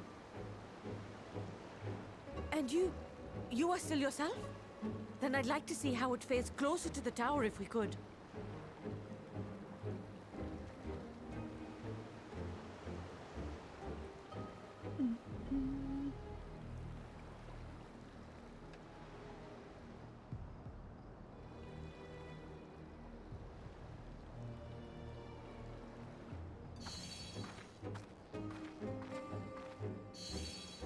So far, so good. The scale's protection appears to be holding. If we can just make it to the tower's entrance.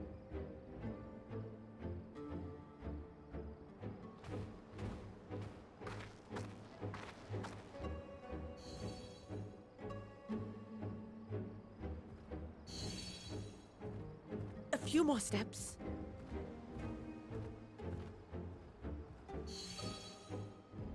She's fast. Praise be to the sisters, we made it! And the scale has proven itself to be everything we hoped it would be. Now we can focus on production. Once we've equipped and returned with an entire survey team, this menace will soon give up its secrets.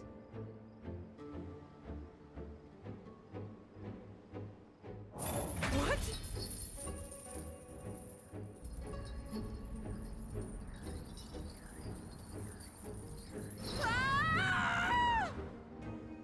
As soon as I saw that shot the first time, I know some fucked up shit was going to happen.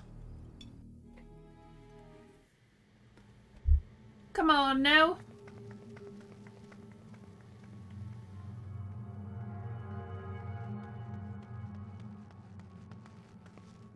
This place looks yucky. Oh boy. So many. It's too many. You little fucker. Oh, let me go! Oh, let me go! Oh! Oh, do calm down. You'll only hurt yourself thrashing about like that.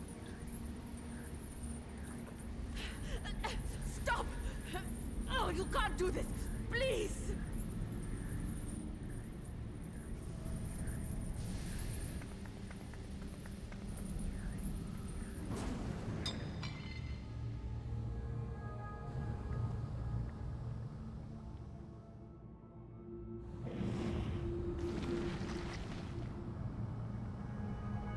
No! A little late for heroics, I'm afraid. The similarities are striking. My! Such hostility! Never before has my artistry so displeased. My patrons of old would have positively squealed in delight, though, between you and me, I find gushing praise exhausting.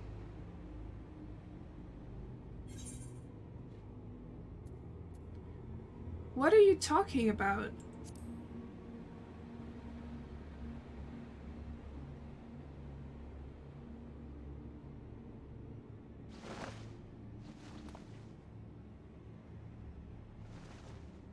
Allow me to tell you a story. Surely you've yet to hear the one about Van Daniel, the sundered Ascian. I inherited the position and the soul of the Van Daniel who sat on the convocation in the time of the final days, theoretically speaking. Practically speaking, that fact is of no consequence. I was born and lived as, well, me. Eventually, I was recruited into the Ascians and imbued with the former Van Daniel's knowledge and memories, but I never felt that they were truly a part of who I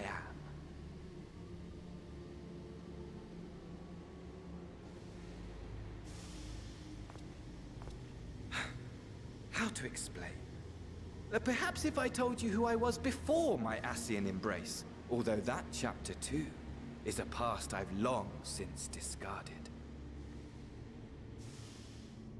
I have it on good authority you've poked your nose into an Allegan ruin or two. Yes?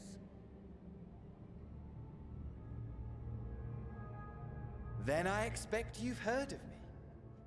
The old me.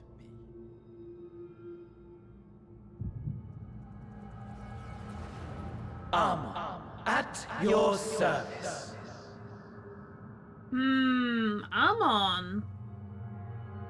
Do you remember that one from the Crystal Tower? Imagine a nation of unbridled prosperity. Every need met, day after day of unbroken, unshakable peace. Existence fulfilled and ripe for decay. You are a genius without peer, Amon. However do you conceive of such delightful experiments? That fool was beside himself with panic when he awoke with the head of a bull. Even his cries for help emerged as so much guttural lowing. Oh, the memory of it. My poor sides. My friends and I were so consumed by laughter, we struggled to breathe. No more than entertainment for bored wastrels ignorant of its worth. My all-consuming work. But it was not their only indulgence.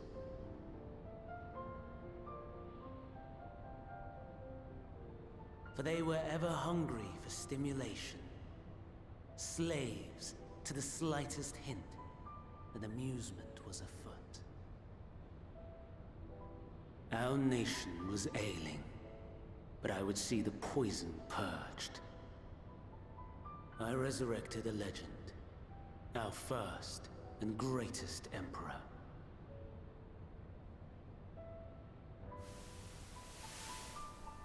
And just as I had planned, he set our wayward empire back on the path of conquest. An inexhaustible ambition carried us onwards, always onwards.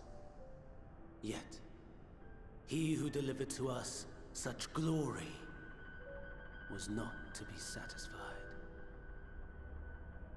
Heed me, Armon. No matter how vast one's empire, or full one's treasure vault, all is rendered meaningless by death. In the end, all is lost.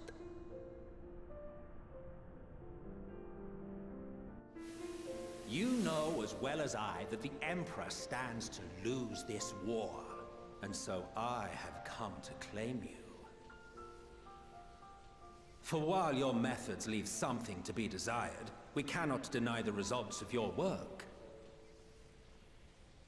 And as fortune would have it, the seat of Fandaniel, your rightful seat, lies vacant and waiting. Take your place amongst your peers, rather than die a pointless death amidst the ashes of your doomed nation. Send one of your clones to the Crystal Tower that you might see for yourself. See what lies ahead.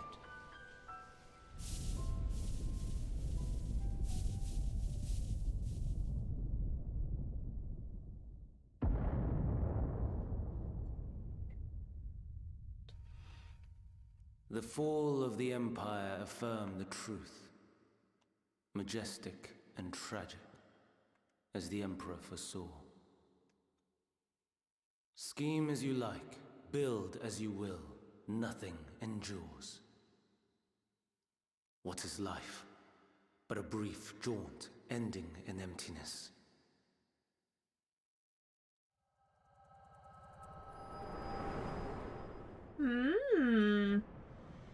So much funny Daniel lore.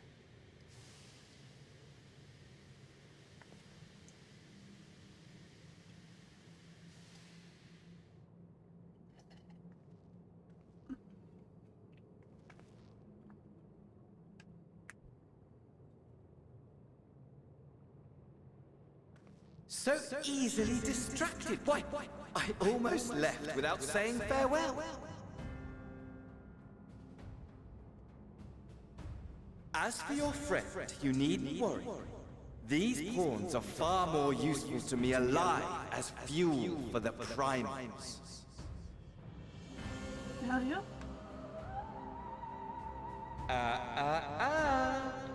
If you attempt to pull them free, they will die. So, enjoy tackling that conundrum with your comrades. Such a little bastard. We shall meet again! Not in one of these minor spires, oh no, but somewhere more suitably grandiose. Your favorite playmate is ever so eager to see.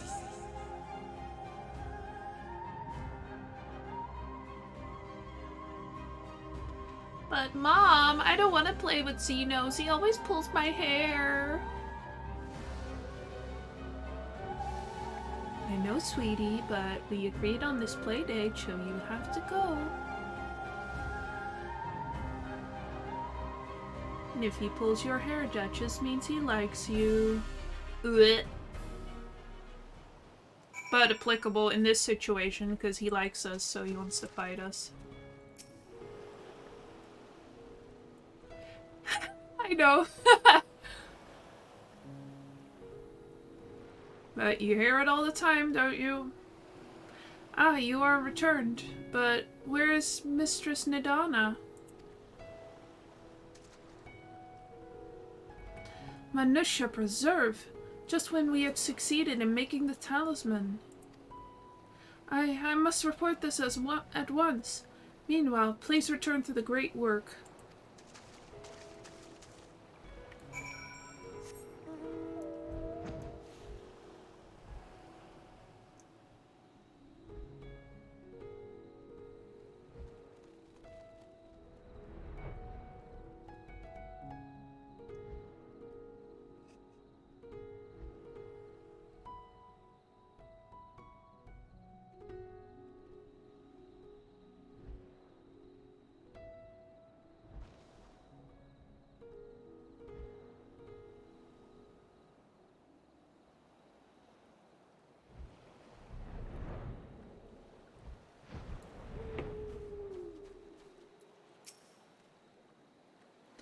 Something's gone awry, hasn't it?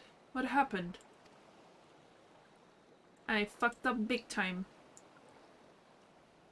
So it was Fandaniel after all.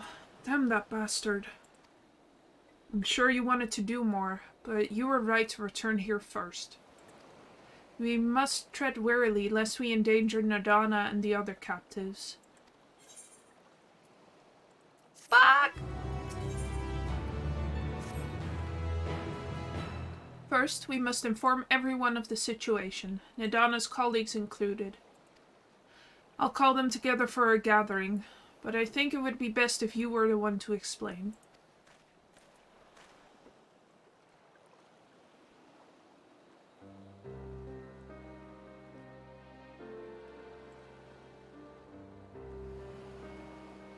Oh, Nadana.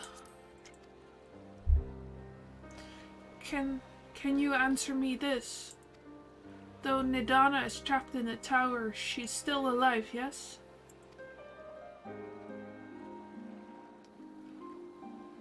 Then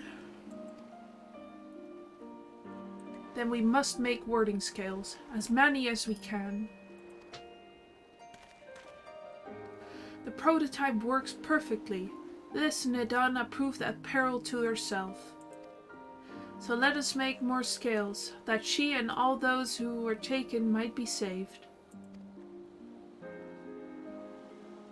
Aye, as alchemists, this is how we will help win the fight.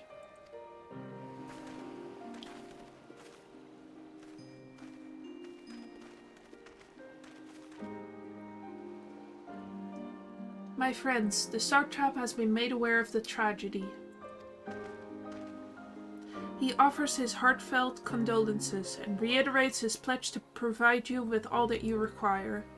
To that end, he bade me give you this link pearl, that he might personally discuss the production of the wording scales with you.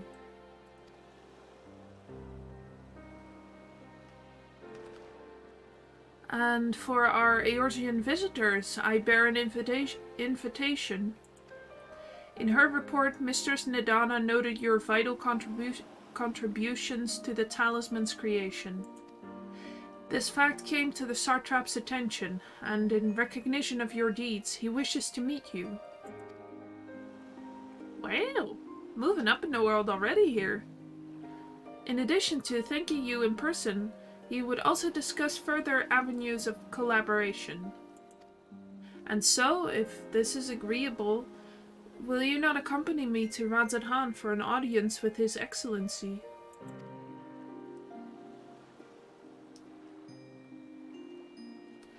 We should be honored, of course. Closer cooperation between our lands can only be to the benefit of all. Then it is settled. Please come to the gates east of the Giant Skull grounds, and I will show you into the city. Ba-ba-ba-ba.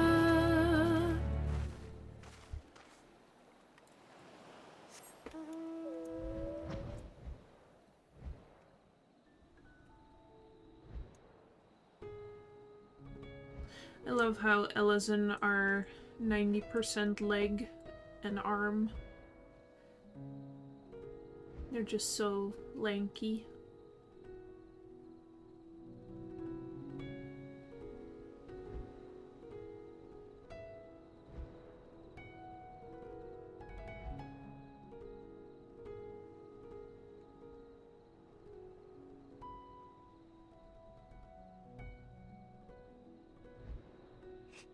It's every time I look at Dwache, I just go in my head leg.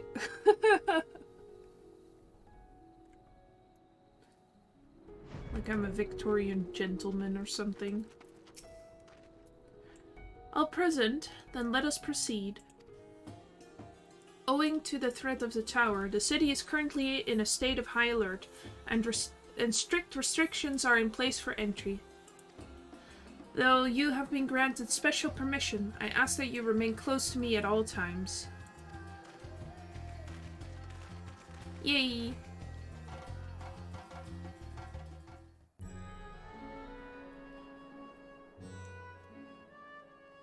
Wow! Look at that! A vast rock squats upon Thavnair, and to its stony surface clings the city of Rads at Han.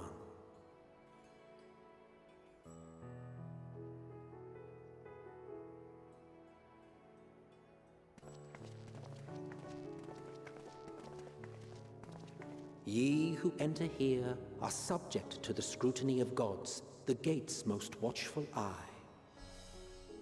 The orb which beholdeth the truth of all things.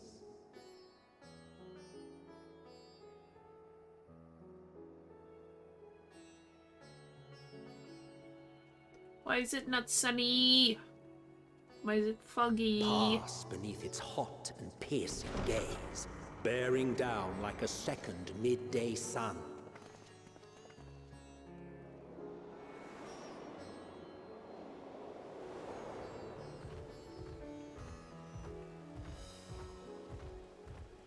The fragrant haze, a mixture of sweet incense and acrid smoke.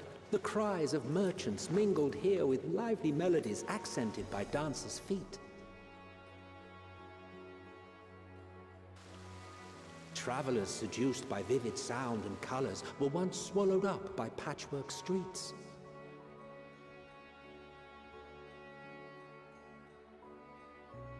Rads and Han. Ugh.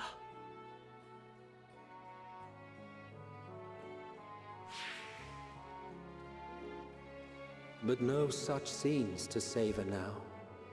To what somber present does that divine eye bear witness?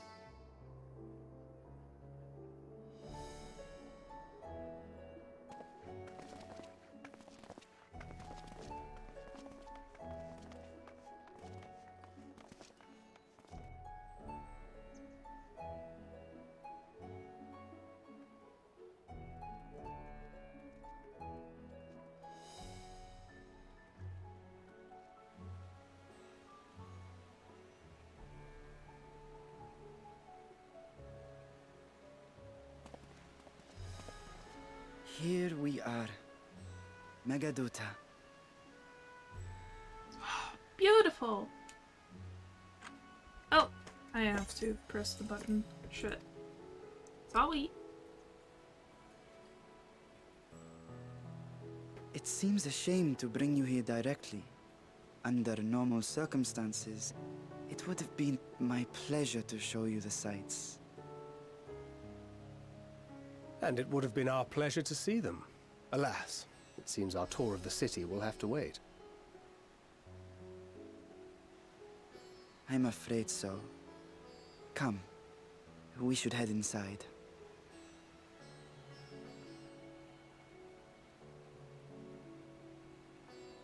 Dun, dun, dun, dun.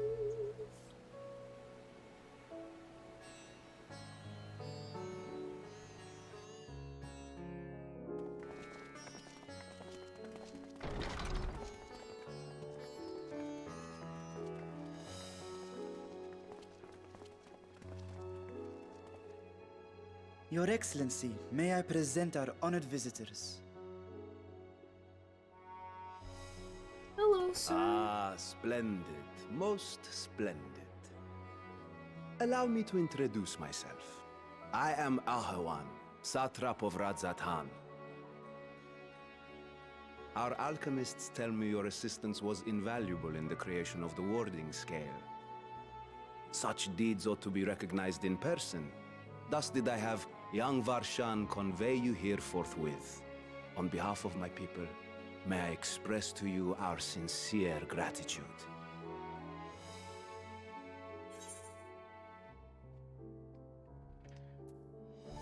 But Nidana, she was taken.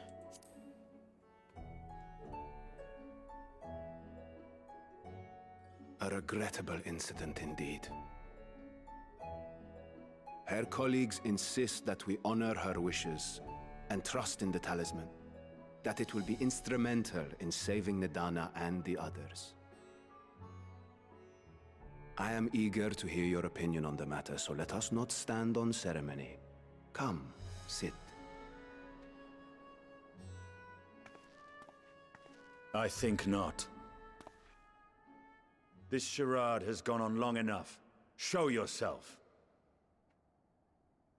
Forgive me, but were you expecting musicians, perhaps?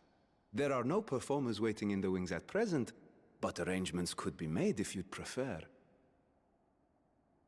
Nay, he hath the right of it. The time for artifice is past. Raise the curtain. As you wish. What's all this then? You travel as assistants to the students of Valdesian, but you are known to me.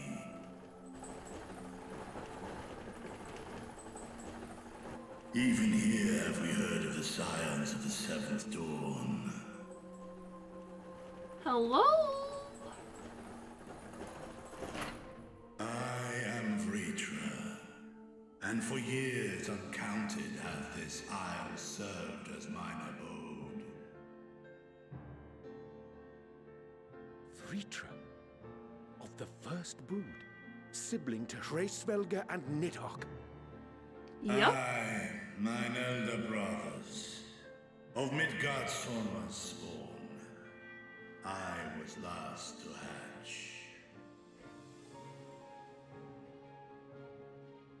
Well, isn't this a surprise? We were told Radzat-Han had an alliance with a dragon. Not that a great worm sat in the satrap's own hall. A necessary subterfuge, as the true tale of our nation history illustrates most effectively. In the beginning, the rock upon which our city is built was home to Vitra, and Vitra alone. In time, the ancestors of the Matanga came to the island and established a foothold. But never did they dare disturb the worm's lair. Next to arrive with the Aura, adopting the example of their Akasodra allies, they too treated Vitra with reverence and respect. And for many years, an understanding between our forefathers and the Great Worm endured. Until marauding heroes from the mainland came, threatening to shatter our peace and tranquility. When it seemed all would be drowned in blood, Vitra himself came forth and quelled the rising conflict. A peaceful accord was reached, and oaths sworn in Vitra's name. Thus began the dragon's governance of the fledgling state, which was to grow into Radzat-Han. But if Vritra is still here, then your position as satrap is just... A charade, yes. And one which my family has performed faithfully for generations. Many envy the great worms their power. Were it known that I ruled here, then the fires of war would burn without end. I would not be the flame which consumeth my people. Those few who joined me in laying our country's foundations were, perforce, sworn to secrecy. Your eye. It was taken.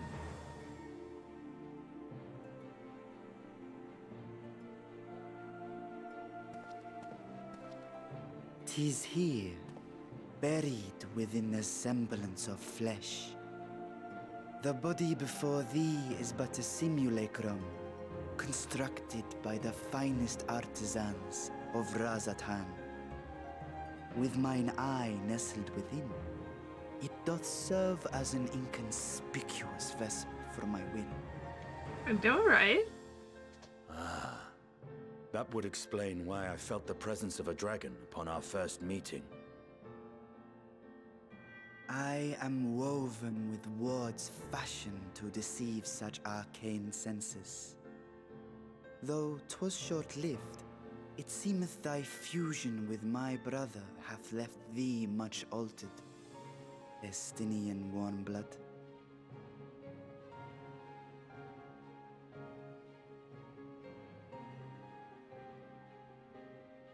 From the very first, we sensed the nature of one another.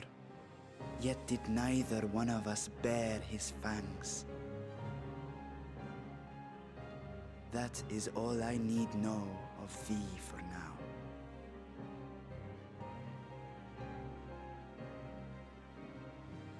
With my secret thus revealed, I have for you a proposal.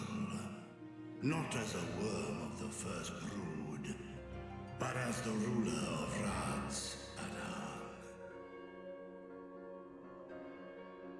With all haste must we take in hand the finished talismans and breach this foul spire. Thence, should it lay within our power, dispel its wicked influence. Yet even with the assurance of the warding scales, the narrow confines of the tower doth limit the size of our force. And thus denied strength in numbers, thou must choose thy soldiers with care. Just so. Yet though our radiant host is formidable, I see a surer path before me. Thou and thy comrades have contended with a multitude of primal beings. Most recently, thou didst cast down false gods in Padalthan and Cartanau, I am told. 'Tis upon that strength I would call. The Scions have proven themselves the most capable, and I ask that you serve as the tip of our spear. Talismans would, of course, be provided for each of thy companions.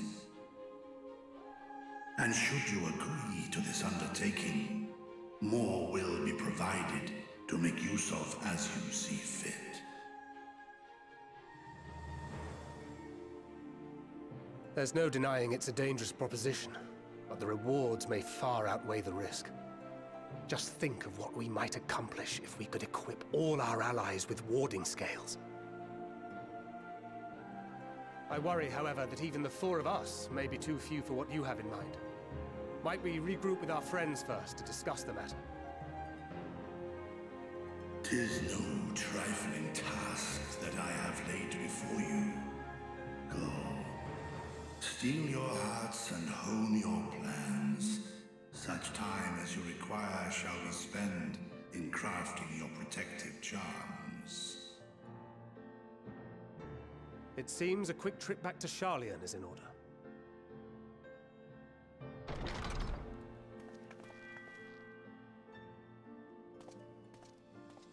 Wilt thou not lend thine aid?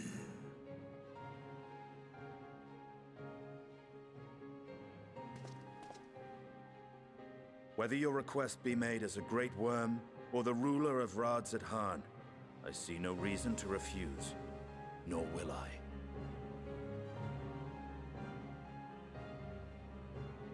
I am in thy debt.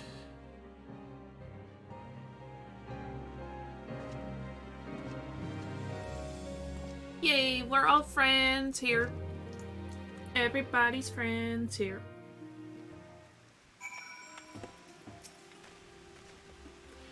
That meeting took a rather unexpected turn, but we now have a clear objective ahead of us. Let us rejoin our comrades in Charlian and muster a suitable crew for our foray into the Tower of Zod.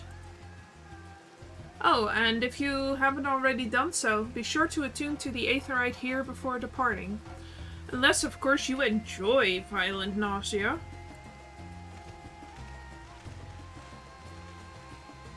Well, sir, it's a quick shortcut to Thavnir. I use it quite frequently when I'm farming.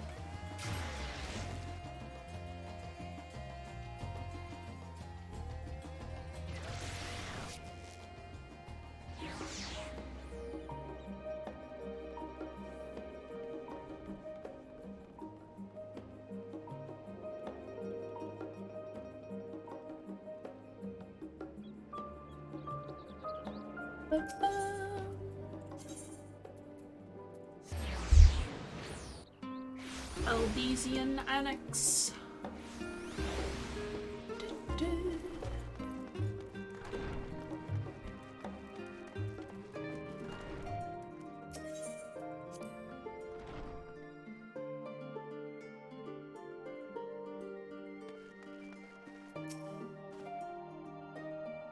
Just as I was getting used to balmy Thavnir, we're back in chilly Sharlayan. Take care not to catch your death, eh? We need you for the battles to come. Now then, your investigations here remains. But when that is over, we can take stock of all the developments and discoveries. Yahoo! Alright, time for the other team. An unsettling change has come over Sharlayan, but together we will divine the underlying cause of the Forum's callousness. As I mentioned before, however, questioning the councillors directly is a fruitless endeavor. They seem to have already come to a consensus as to what and how little they are willing to divulge. Which is why I began scouring Sharlayan's archive of historical records for any hint of a connection to the final days. Suffice it to say that progress has been slow.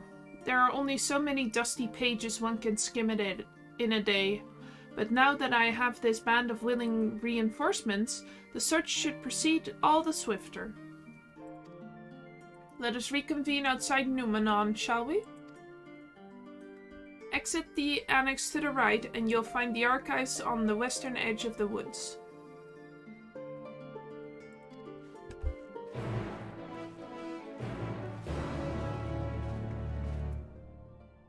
Yay, I get to hang out with my besties.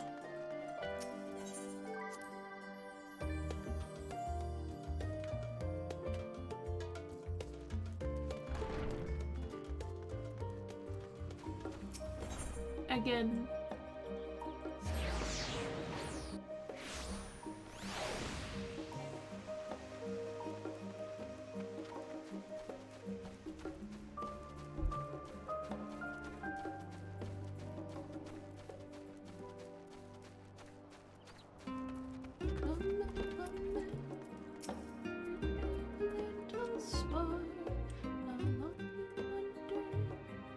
My directions were easy enough to follow, I hope. In any case, you stand now before the doors of the Numenon, Sharlayan's grandest collections of books and tomes. This building is actually only an entrance, and one of many at that, for the archives of Numenon extend deep beneath the surface like the roots of a tree. The vast halls of the Great Gulwell Library pale in comparison to Numenon's endless maze of subterranean chambers. Any citizen of Sharlayan is free to enter and peruse its shelves. Well, most of its shelves. Only Archons are afforded access to certain restricted vaults. I've dispatched Yustola and Raha to investigate those. Meanwhile, Alize and Alphino will help me continue my search through the stacks open to the general public. Your status presents more of a problem. As a non-citizen, you are only permitted to browse the first floor here at the entrance. Even so, there should be a number of books which touch upon Sharlayan history or foreign policy. Your task will be to find and study the relevant publications. I promise you, a working knowledge of those subjects will make it far easier to spot the sort of clues we're looking for. Let us be about it, shall we? I've told the others to meet us at the stone benches over there once they've found some promising tomes. Happy reading! There's no Google in this place.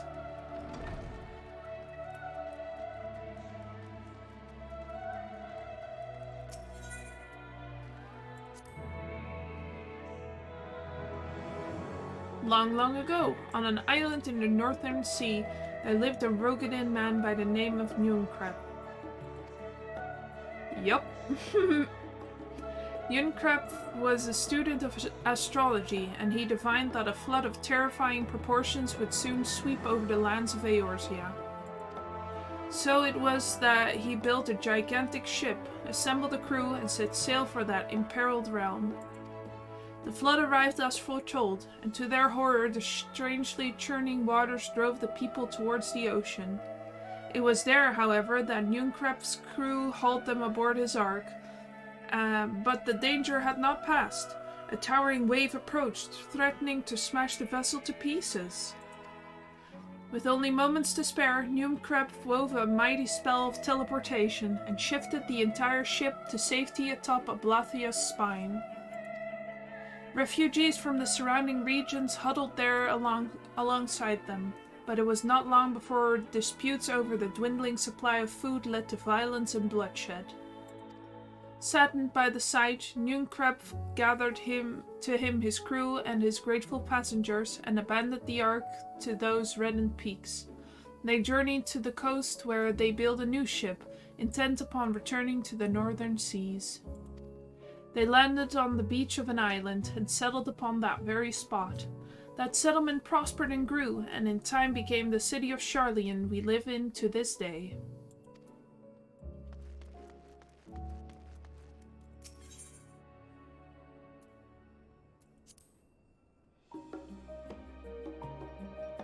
Many years ago, on the banks of the Thaliak in the Dervanian hinterlands, a Sharlayan colony once thrived. The settlement was originally established as a mere outpost to study the ethereal sea in the year 1311 of the 6th Astral Era. Scholars dispatched to Eorzea found the facilities wanting, and their demands encouraged a gradual expansion in structures and services. As rumors spread of a growing community of academics, the area was further inundated with Eorzean students hoping to share in the renowned wisdom of the Sharlayans. 50 years later, the Forum passed a motion to recognize what had become a flourishing town as an official Sharlayan colony.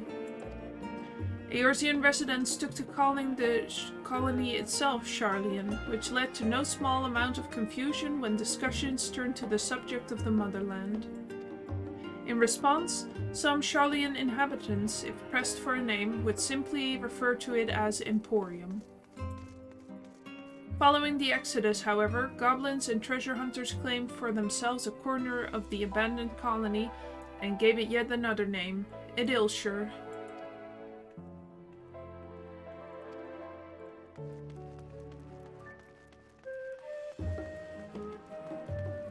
Run, run, run!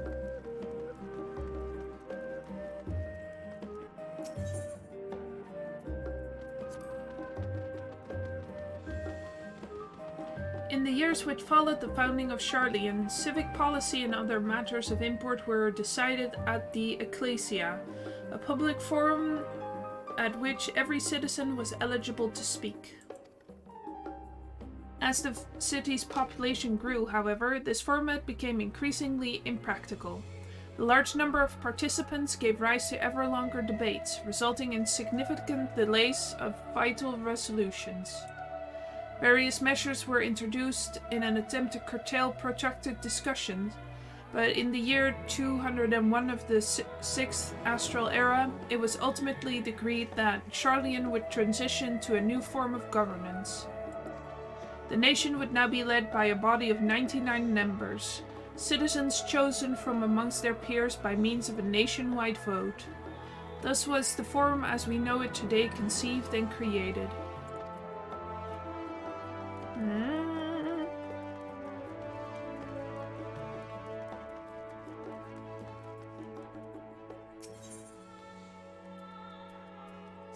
don't need to read that.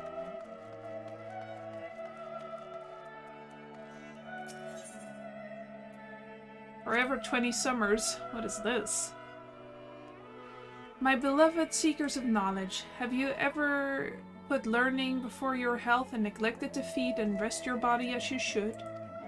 I too once engaged in such foolish practices, but one night, engrossed in philosophical study, I had an epiphany.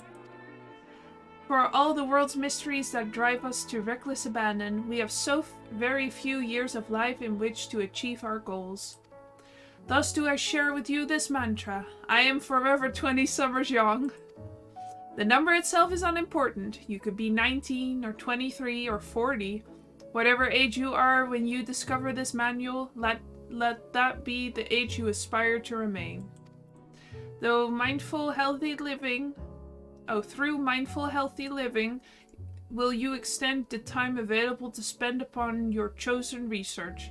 Another day, another moon, another summer to grasp the greater truths you pursue.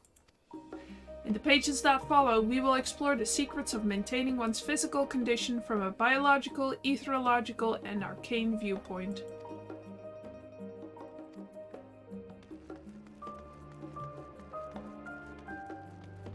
Next, we're gonna get spam email or spam letters from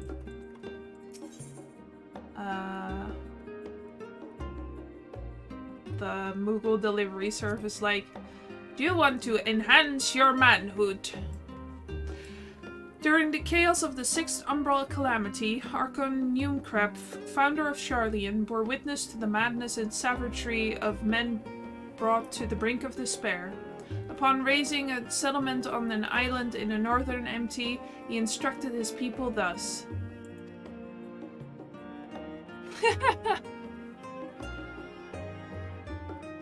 I would not know what to do with them. Renounce the ways of war and pursue enlightenment through knowledge and reason. The Sharlayans took to heart the words of their savior, and thenceforth served as stewards of wisdom. Upon a foundation of accumulated learning, they built a homeland unlike any other, a nation born from strength of minds rather than strength of arms. With knowledge of economics came shrewd trading. With knowledge of agriculture came bountiful crops. Engineering brought wells and sewers, ending squabbles over water. Wealth of expertise could be bartered for wealth in coin, and the more their wisdom spread through the world, the more mankind as a whole would thrive. Yeah, for real. That would be interesting for actual mages. So it was that no matter the trials and tribulations of the age, the citizens of Sharlayan would live by their founder's teachings. But for the sake of a better tomorrow, for the sake of a brighter star, they would eschew the tools of war, and with knowledge deliver the world. Alright. Time to skedoodle. You know, I agree with the thing on to a certain level. Like, it is better to just gather knowledge and not fight. But it feels very, we live in a society to me to say, like, okay, you can't fight, so if someone's coming to exterminate you, what do? You have to fight. But then they're like, no, because you shouldn't fight. That's like, well, what the hell else do you want people to do? Throw books at them? Sorry, were you waiting for long?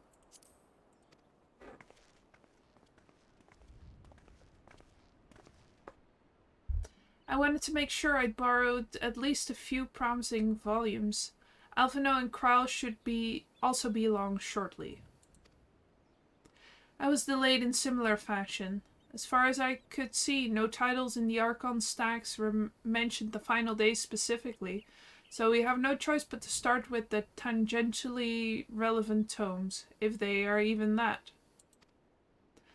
At present, the plan is to skim through as quickly as we dare, and share our discoveries as we make them. It would have been nice to invite everyone to the estate. Plenty of comfortable places to read, and a ready supply of hot tea. Oh, I was always quite fond of reading outside. But it's not the little pleasures, is it? You miss your home. It's been difficult. After our arrival, we managed to speak with one of the family servants and asked how things were. It seems our dear father has instructed the staff that even if Alphino and I were to return to Sharlayan, we were not to be allowed across the threshold.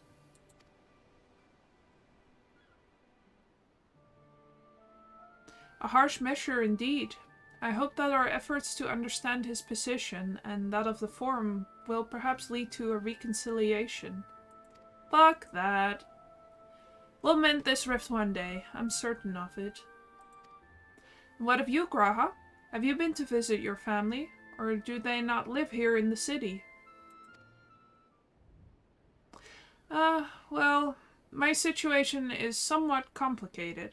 I was raised in Charlian, yes, but I was born rather further away. In the southern reaches of Ilsebard, in fact. For generations, my people have dwelt in Corvus, the coastal region opposite the island of Thavnir. The Alligans founded a city in that fertile land, and by ship brought in the subjugated tribes of the Mikote to serve as laborers. Of course, the massive earthquakes of the Fourth Umbral Calamity brought an end to the Empire's reign, and when the Fifth Calamity froze the sea solid, many of the tribes still living in Corvus braved the journey back to Eorzea. Yup, indeed. My ancestors, however, chose to remain, that they might prevent the remnants of Allagan technology from being misused. Isn't Corvus under Garlean rule? For the past 50 years, yes. Some semblance of local culture remains, as is the case for most imperial provinces, but Garlemald renamed the region Locus Aminus, I think? Aminus? When I was a boy, a nearby town came under the jurisdiction of an illustrious imperial family, the nobles of House Darnus. Ah. That's from the base game, the 1.0. The big bad is Legatus from House Darnus. House Darnus demonstrated a singular interest in Allagan civilization, and so my tribe was forced to consider a plan of action. For some time already, voices had been raised in favor of abandoning our ancient customs. After all, the Allagan Eye no longer passed to our eldest children as reliably as it once had. Fear of discovery eventually tipped the scales, and the decision was made to bury our ties with the knowledge and traditions of Allag. As the last child born with the Allagan Eye, I was given over to the custody of friends and the students of Baldessian, who had me registered as a Charlian citizen. I never even considered. Forgive me, it was an unkind question. Even Thancred was taken in by Archon Louisois, was he not? Stories of adopted waifs and rescued orphans are more common amongst Charlians than you might think. Yet, regardless of our origins, we are all provided with an equal opportunity to learn, and with sufficient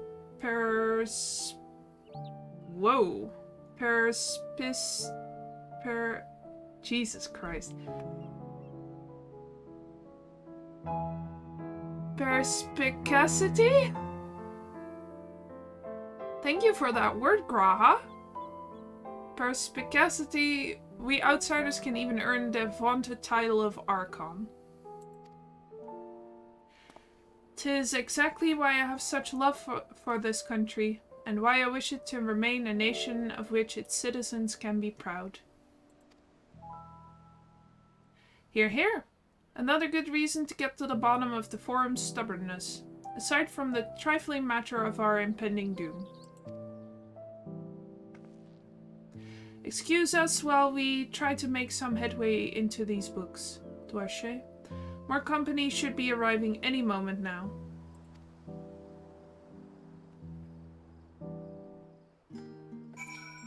Yay!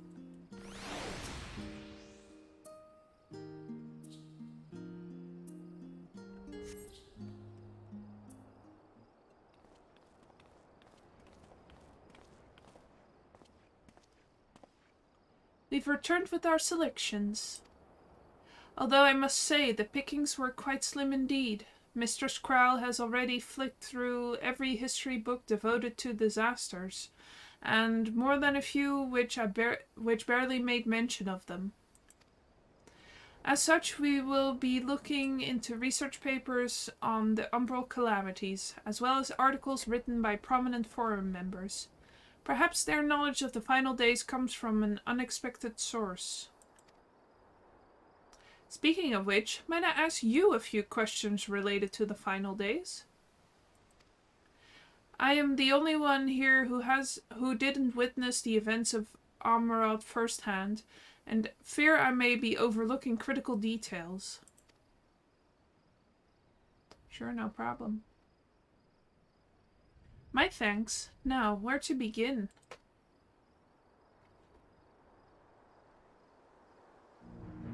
First things first, what kind of phenomena did the ancients encounter as the final days drew nigh?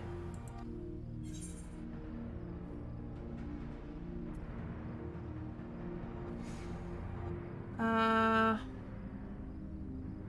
complete destabilization of creation magics.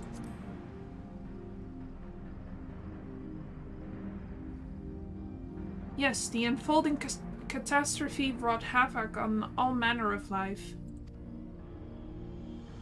The chaos extended to the ancients themselves, causing their powers of creation to spiral out of control. Fear and despair manifested in terrible, tangible fashion. Meteors raining from the sky, fire erupting from the ground, indescribable abomination prowling the streets. That more or less aligns with my understanding. If only the arts of creation had survived until the present day, we might have had something substantial to analyze. To the best of my knowledge, however, those techniques were not preserved or passed on. Yustola surmises that the closest known magic is that of the summoning rituals promulgated by the Asians. Was there aught else of note which heralded the approach of the final days?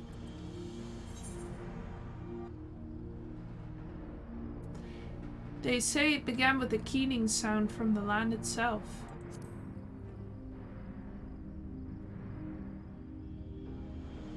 Ah yes, the Amaratines spoke of it, didn't they? We never did hear this sound ourselves, of course, thrust as we were into the midst of the madness. But it seems that each and every one of the catastrophes was preceded by this ominous noise. Eventually it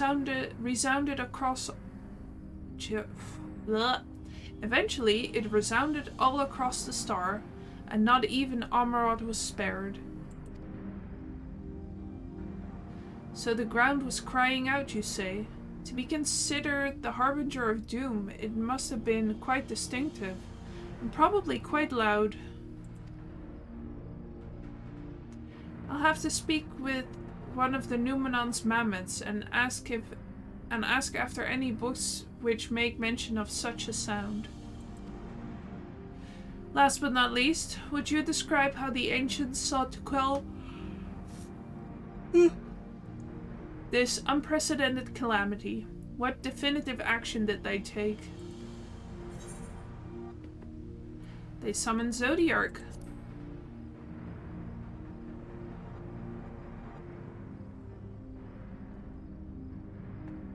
Yes, with Elidibus serving as his heart.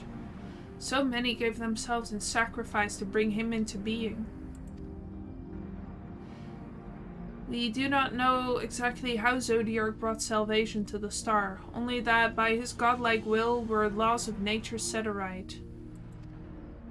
Then, once the balance was redressed, the ancients offered up a further sacrifice to heal the ravages of the final days. Life sprouted anew, and it was these fledgling souls they intended to render unto Zodiark, a trait that would have allowed them to resurrect the shades of loved ones absorbed by the primal. Or might have, had Fanat and her followers not manifested their opposition in the form of Hydaelyn.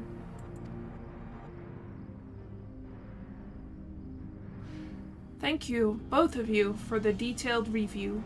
I feel much more confident now in my understanding of events. With all that freshly in mind, it does make me wonder what the Telophoroi truly mean when they speak of bringing back the final days. We've seen what they're doing with those towers of theirs. Is forcing people to summon primals a kind of catalyst? Are they attempting to mirror the conditions caused by unstable creation magics? Or are they simply using the final days as a figure of speech? A convenient metaphor for the scale of destruction they plan to unleash. But this is all just pointless conjecture at this stage. Let us return our attention to the forum, shall we? We should keep an eye out for Y'shtola, but 'tis time we began studying these research papers.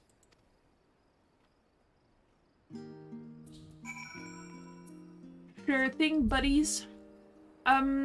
Also, just wondering, how much longer do you think you can go today? 20 minutes, or would an extra half hour be good today?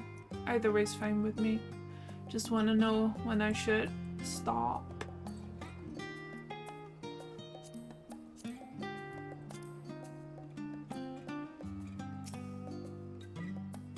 Okay, perfect. Then we might go a little long today. I do have to work tomorrow, but that's okay. I can go to bed on time either way. I'm the last, am I? Well, my extended search of the Archon stacks produced 1 or 2 possibly useful books. But I wouldn't get your hopes up. If you recall, Urianger learned of the source's reflections from the Jaren oracles. For its potential to cause panic and confusion, that tome was deemed apocrypha and sealed away in the Great Google Library. 'Tis even less likely that knowledge of the unsundered world, not to mention the horrors of the final days, would be left sitting on a shelf for any curious scholar to find. It stands to reason, then, that my colleagues, be they Archons or Councillors, should perforce be largely ignorant of the subject. Yet when you confronted Master Fortuno with knowledge of the Telophoroi and their machinations, he scoffed at the suggestion that they posed a threat. He seemed adamant that the Forum would know if the final days were truly upon us. Which only supports the conclusion that whatever privileged wisdom is guiding the Forum's behavior, it is being kept secret from the rest of the nation.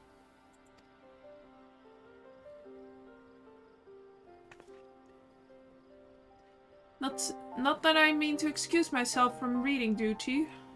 Whether they contain mention of the final days or no, these books could yet hold something of value. You weren't thinking of leaving, were you? There's plenty of work for everyone. I don't want to read.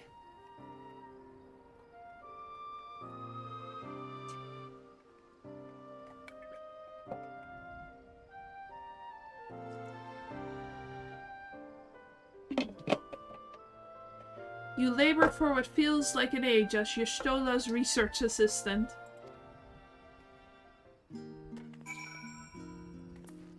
Help me!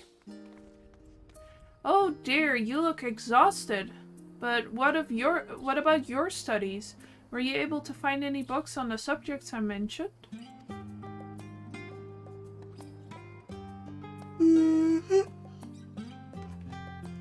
Then the day was well spent. Should you wish to read them again, a Mamet at the Reverend's desk will point you in the right direction. Oh yeah. You bet you're bippy you would be.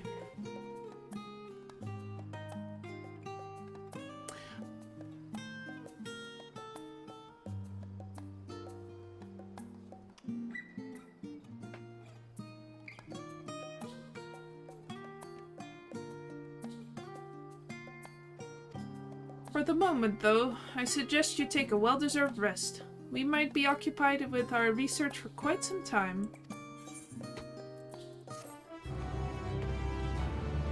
Alizé! Ready for a tea break, Dwache? I know I am. Honestly, my neck and shoulders are going to calcify if I don't stretch my legs and walk around for a bit. You know the last stand down in the harbor, don't you? Come and meet me near the outside tables, and I'll treat you to their coffee. It's quite good.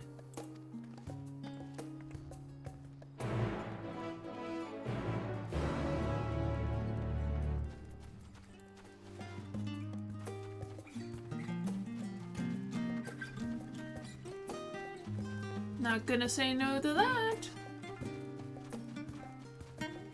If it's her treat.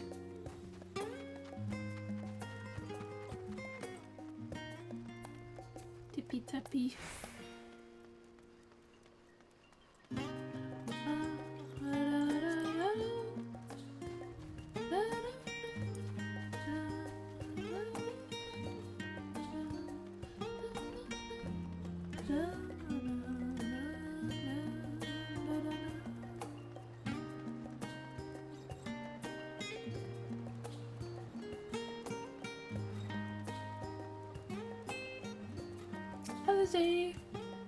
As busy as ever, I see.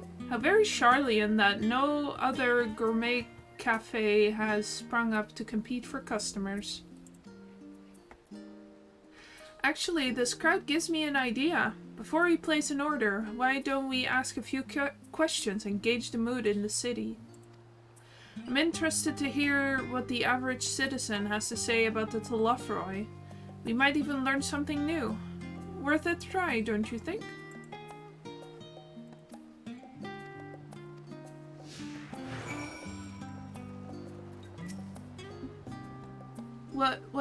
What is it?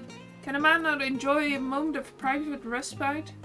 If you're looking to share a table, then I respectfully request that you look elsewhere. You misunderstand, sir. We were simply wondering if you knew of the Telefroi. These enemies of peace have promised an end to all we hold dear, and... Wait, you're that House Levailleur girl, aren't you? And this person with you is obviously a foreigner. I'd heard you were disowned for helping outsiders indulge their barbaric whims, and here you are giving truth to the rumor. I'll thank you to leave me be. I've naught to say to the likes of you. Well, I must apologize. 'Twas foolish of me to expect an ounce of civility from one so enlightened. Come, Dwache. Kill.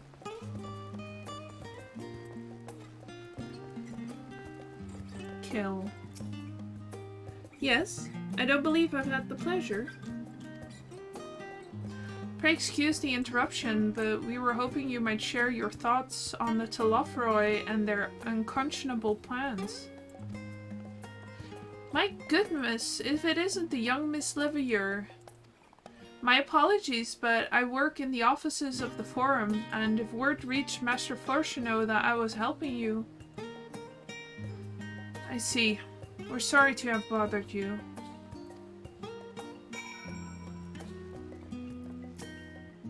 Dickon!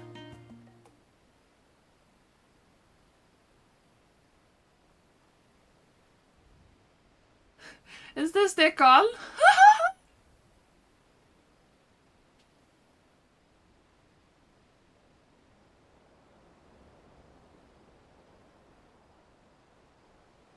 Welcome, madam. What can I offer you today? Wait, is that Mistress Alizé I see there? My word, how long has it been? Far too long. Meet Dickon, the owner of the last stand.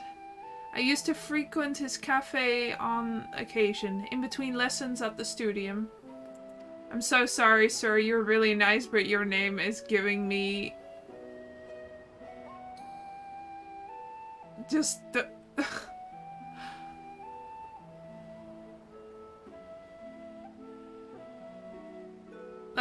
Never mind. That seems like an age ago now. I remember hearing that you and Master Alphino had set sail for Eorzea, but then you never came back. Lately, there's been gossip about your father disowning the pair of you. Everything alright at home? It's complicated, and I hadn't expected complete strangers to be so familiar with our situation quite so quickly. Everyone has an opinion, it seems. Well, it is House Leveilleur. No matter how discreet Master Fortuno may have been, news of your family's doings never stay secret for long.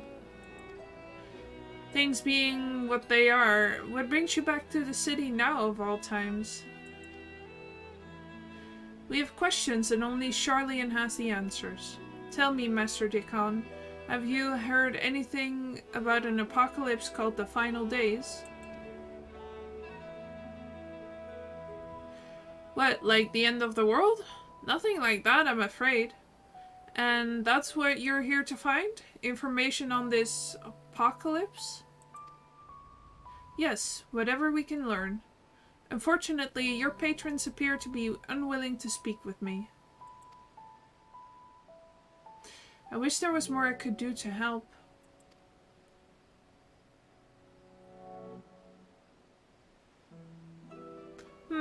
But maybe there is. You're a visitor to Charlian, aren't you? Then few will know your face. You should be able to pass yourself off as a server with none the wiser. We just finished preparing a few orders. Strike up some friendly conversation while you're setting down the food, and you might just get the answers you're looking for. Smart. Not a bad idea. I hate to ask, but what do you think?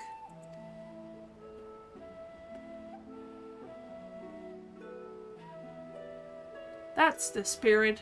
Pay attention now, and I'll explain where each of these dishes need to go. The tea set is for the chatty group sitting by the water's edge. The omelette is for one of our regulars, a Highlander by the name of Gisla. She's sitting at an outside table with a friend of hers. Behind them, you should see a Mikote gentleman. He ordered the oven-baked lobster. Got all that? If not, just ask and I'll explain again. Good luck.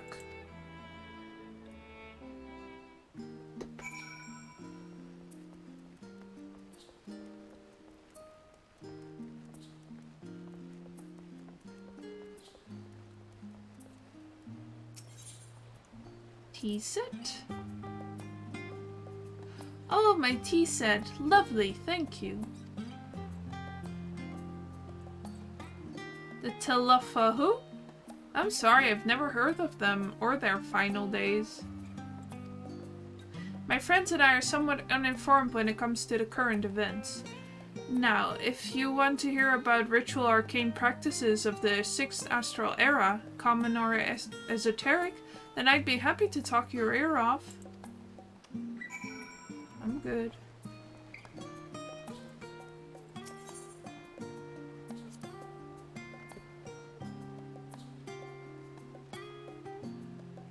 Ah, finally! 2, 4, 6, 8. Let's begin, no time to waste.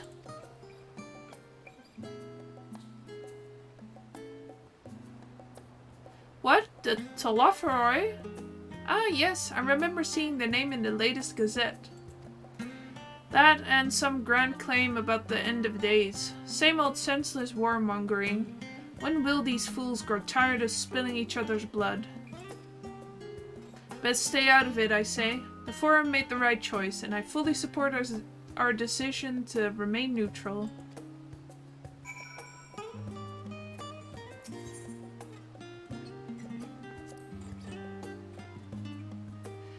At last, the oven-baked lobster is mine. You have no idea how long I've skimmed and saved and suffered to afford this heavenly dish.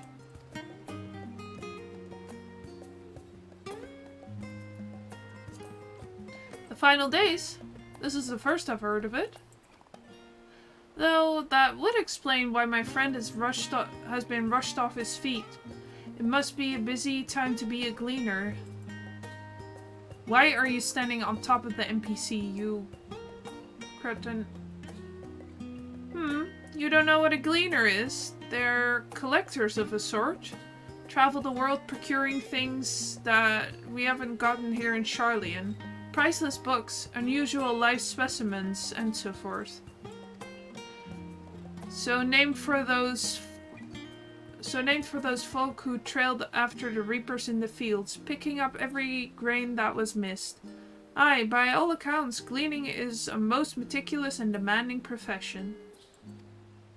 If these Telophoroi make good on their audacious threats, then many uncatalogued rarities could be lost forever.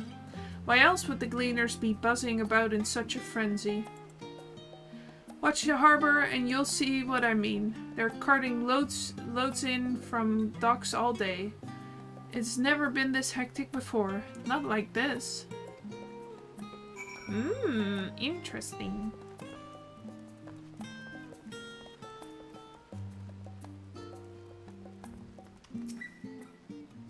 Any trouble with the customers? Were you able to get anyone talking?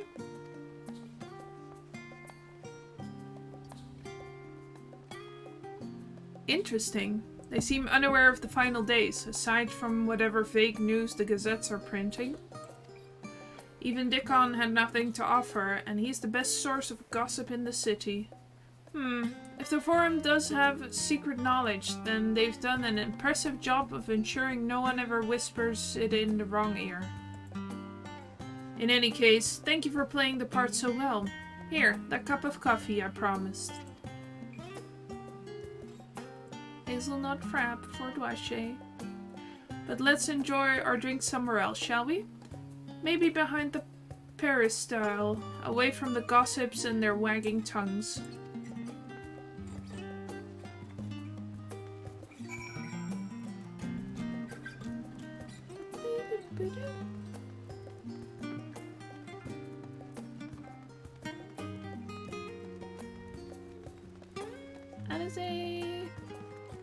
My coil. Yes, this should do nicely. Out of the wind and out of sight.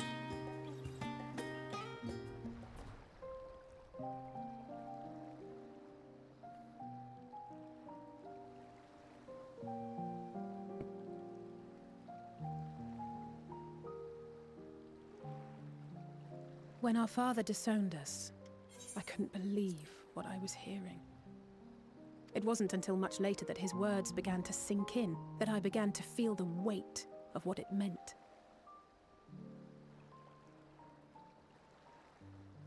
Do you remember when the decision was made to come to Charlian?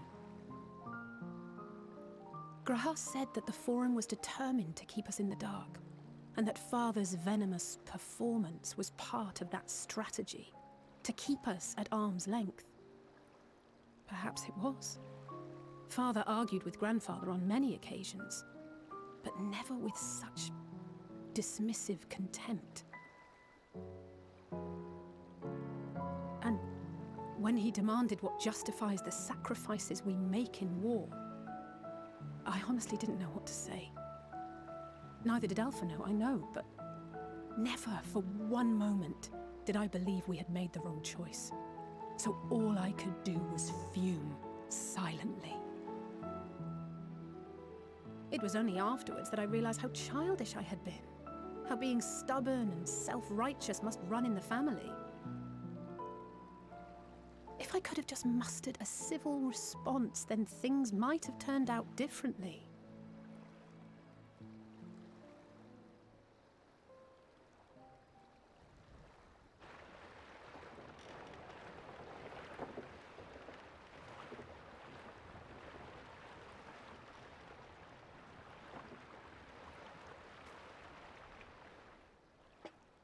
They must be ferrying goods to Labyrinthos.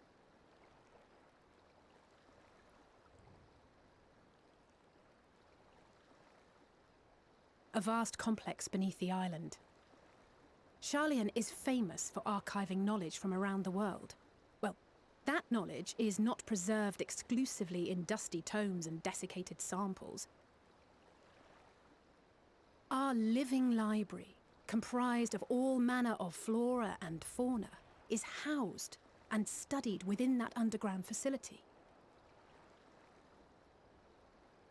Still, that did seem to be an unusually large shipment. When I lived here, it was rare to even see such cargo transported by boat.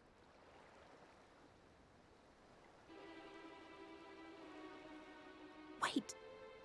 Didn't you hear something in the last stand about the gleaners coming and going more than usual? Well, I think they're the ones we saw manning those boats. And gleaners answer to the Forum. My girl's so If the smart. appearance of the Telophoroi prompted this sudden burst of activity, then Labyrinthos may hold a clue as to what the Forum is planning.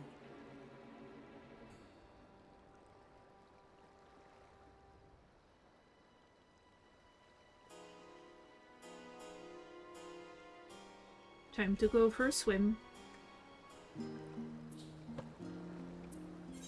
Maybe not.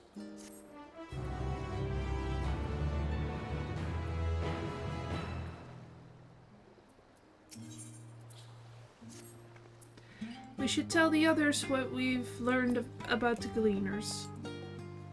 Go on ahead to Numenon and I'll join you in a moment. Master Dickon will want his cups back.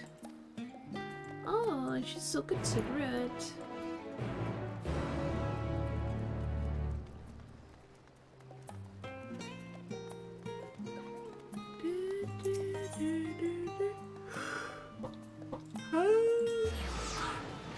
Oh, I love her so much.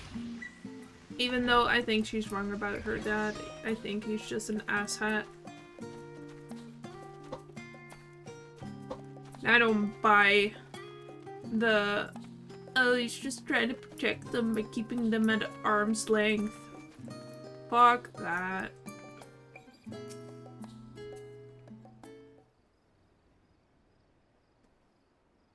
Welcome back to Ashe. Been for a walk and cleared your head, have you?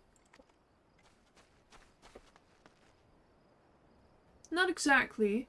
We did some impromptu investigating and turned up information on the Gleaners.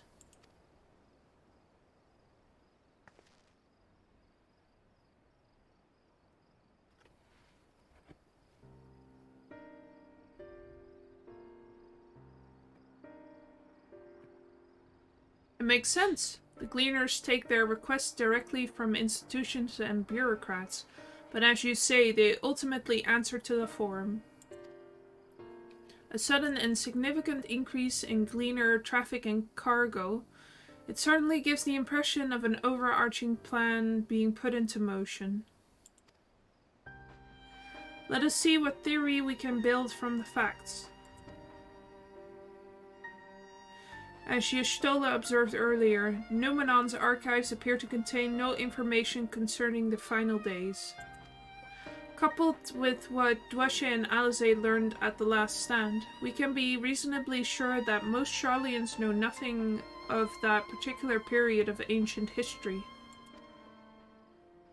Yet my father and his colleagues are not only familiar with the final days, but are also somehow certain that the destruction being perpetrated by the Telophoroi is wholly unlike these apocalyptic events. Moreover, the Forum claims to be so occupied by a duty of such pressing importance that they saw fit to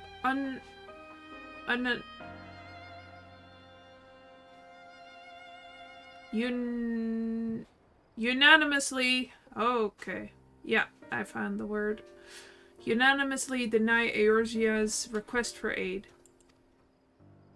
Do you ever read a word and then you're like, what the fuck is that? I cannot read. And now the Gleaners, official agents of the state, have been mobilized on an unprecedented scale. I didn't even recognize it. I was like, anonymously? I do not think it's a stretch to conclude that the Gleaners' recent activities are in service to the Forum's secretive ends.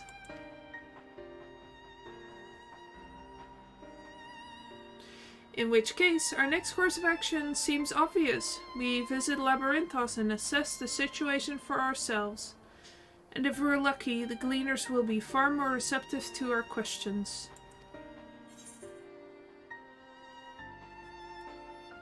What should we expect down there?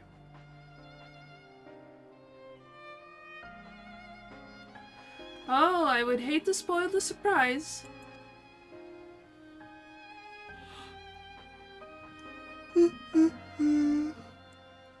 As for myself, there are a few more subjects I should like to research.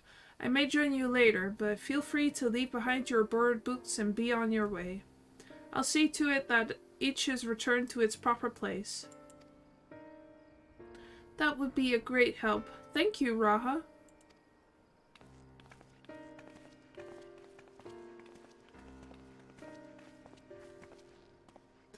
Let's head down the stairs over there, and I'll show you where the entrance is.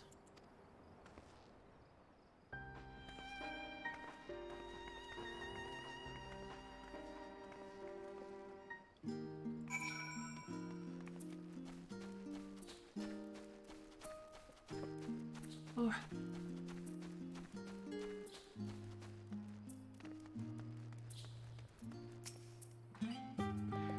Ready? Labyrinthos is not too far from here, but you may find the path a bit disorienting. I'll take the lead, so stay close. Off we go then. Okay, Alize, should I RP walk next to you? Where's my walk button? It's pleasant here amongst the trees. But we should really move along.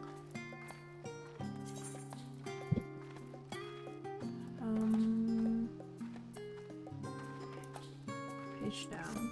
Okay. Now, we run. Try to keep up. But I'm just walking now. No! Alize, my Goyle.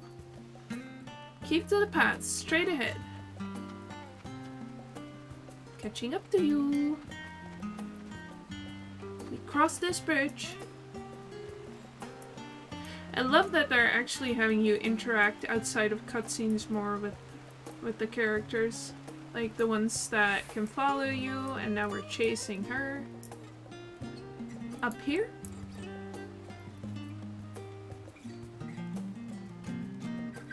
That's really fun.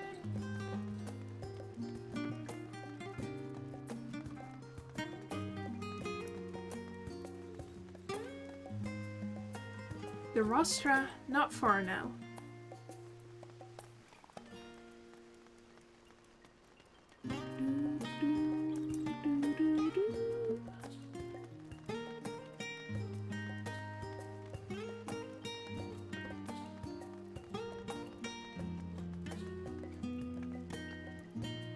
Here we are, through this door and down the stairs. You did remember to attune to the shard back there, didn't you? It will make your life much easier if you need to come back in a hurry. Otherwise, we should keep moving.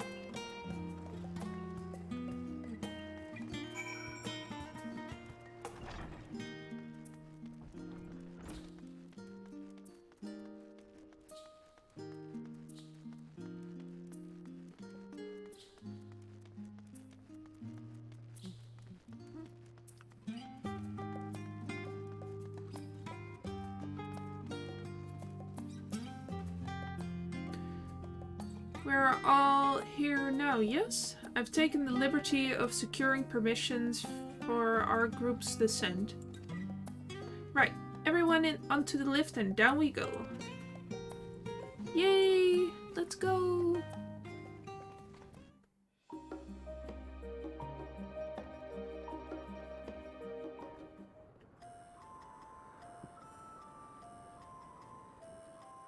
Deep beneath the scholar's city shines a false sun within a fabricated sky.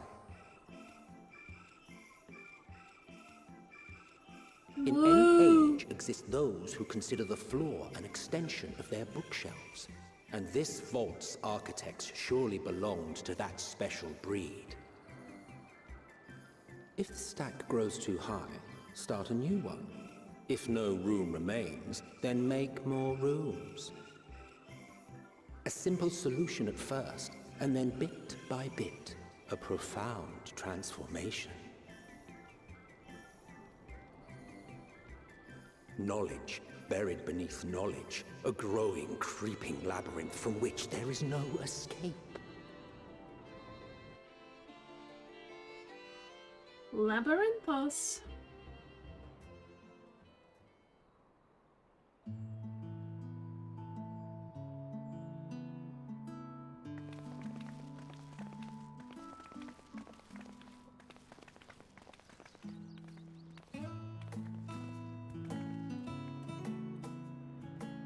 Not what you expected. I must admit, the artifice is very convincing. But I assure you that we are beneath Sharlayan itself. The breeze you feel, the flowing waters you hear, all created by the hand of man. Very The island is volcanic, you see. And once upon a time, this great hollow must have been a reservoir for magma. It was discovered some 400 years ago, at which point it was repurposed as a storage facility for scrolls and samples and such. Renovations have continued, with nigh on no interruption to this day, with the lower levels still undergoing expansion. Aren't those people gleaners? Banui! Aye, judging by their dress. They are said to work alone as a rule, but 'twould seem that rule is being enthusiastically broken today. It may be as you suspected, that they are engaged in a task apart from the norm.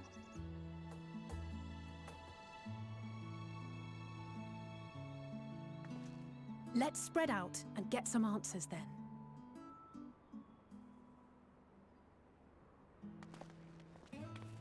Yay! Oh? Ugh. Krail? You okay? No. Did you call to me just now? What? No. How odd. I must be a bit dizzy from the descent. I'll be fine, I'm sure. Let's get to work, shall we?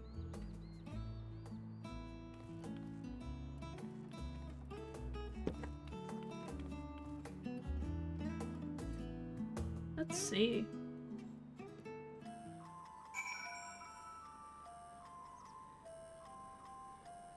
It's no problem at all. Just no ominous things.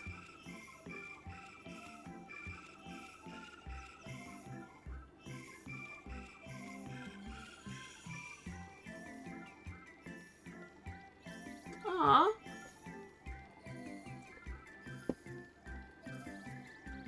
I was just looking at how old Krail is. She's 22. You know, when I was 22, I would have worn that. I should have worn that, but I didn't. You're here to help or give me more headaches, because you don't have the look of a gleaner and I'm in no mood for idle chatter. One of my colleagues was so exhausted he took a tumble and crashed into a pile of crates. Now I have a pack of marmots running loose.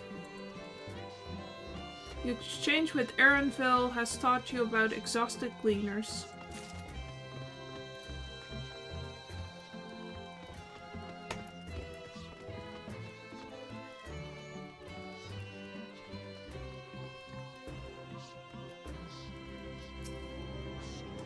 Let me think. The Rhea seeds should be item 1058, cumin seeds 1059, Schnerbleberry 1060, or were they 1061?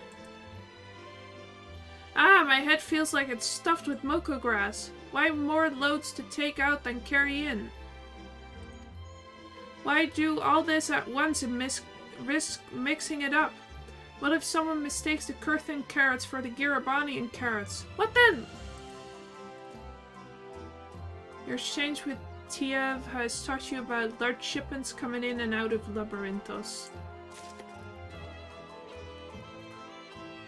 I feel you. I'm sorry.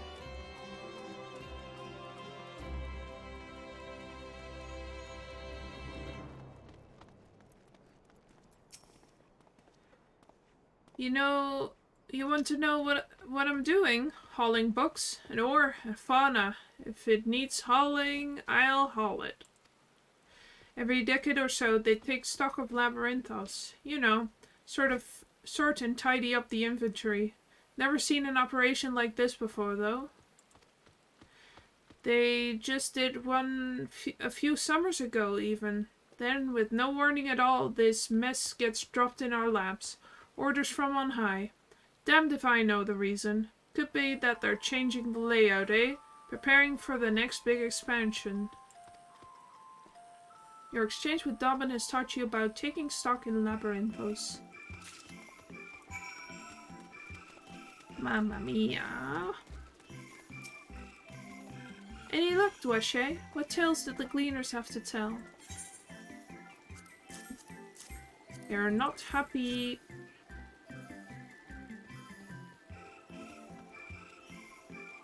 So, this grand operation began without warning.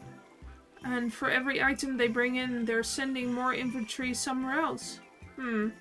That would explain the haggard faces I've been seeing. We were right. The Forum is definitely up to something. And they're turning Labyrinthos upside down in the process. Something's fucked up. We would do well to learn more of what specifically the Gleaners are being tasked to do, as well as who has tasked them to do it. If you're game, Dwashe, I have an idea.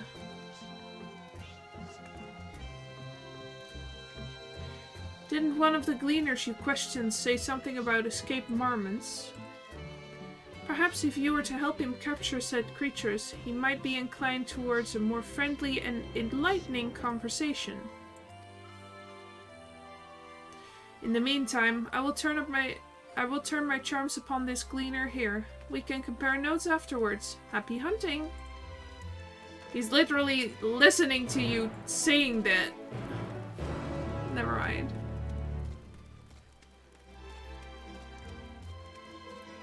Haha, twirls my hair. Hello, Erinville. So handsome. You wish to help me find the marmots? I've nothing suitable to pay for your services, but if you're offering out of the goodness of your heart, I'd welcome the assistance. Are you surprised to know that he is a fan favorite? The name is Erinville, friend. Specialist in the collection of live specimens.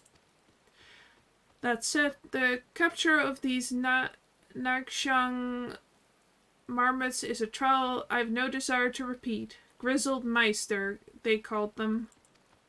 For mercy, there are no other marmot species on this tier at present, so there should be no mistaking our little fugitives. If you happen to catch any, stuff them in this sack. Gently, of course.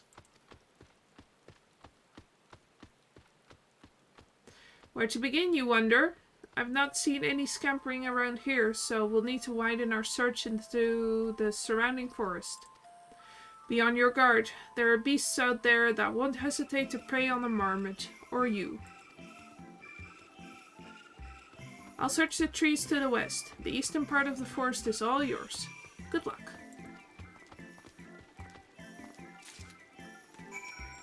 Yeah, her charm is just her saying like, hey.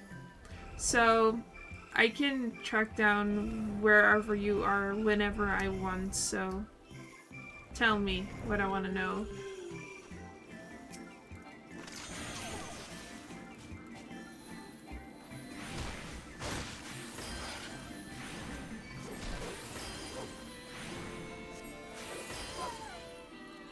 Come here, you grizzled mousey.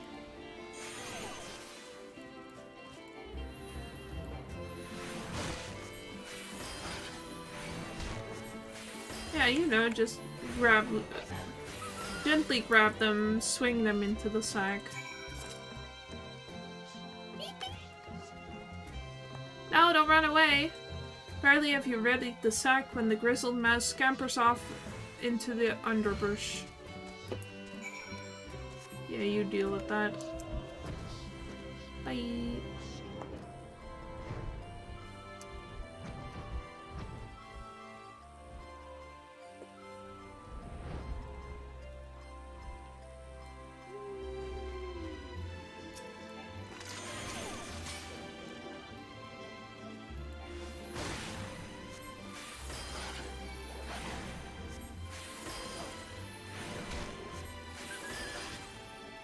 Alright, we're gonna catch this little mouse, and then we're gonna call strain.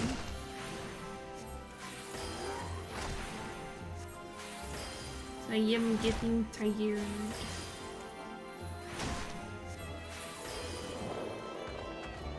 Mousy, come here. Come here. Rat sack. No! The rodent nimbly evades your grasp before once more disappearing into the trees. 3 times the charm. 3rd time. You gotta do it 3 times. It's like rain on your wedding day.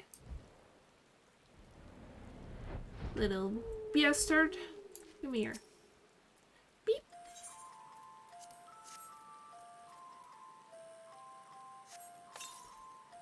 Weep, weep. More prepared for its speed this time, you succeed in closing the sack over your elusive quarry.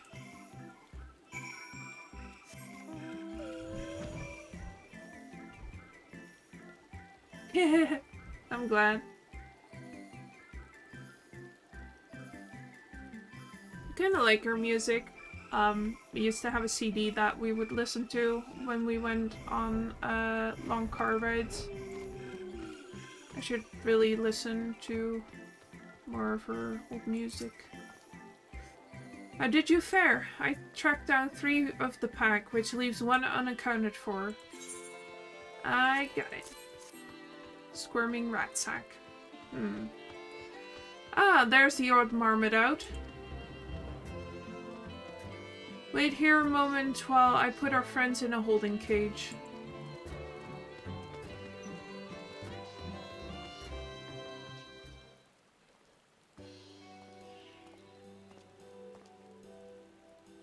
Thankfully, the marmots seem to be unharmed. They've held up well in isolation, but it's much too soon to release them into the habitat.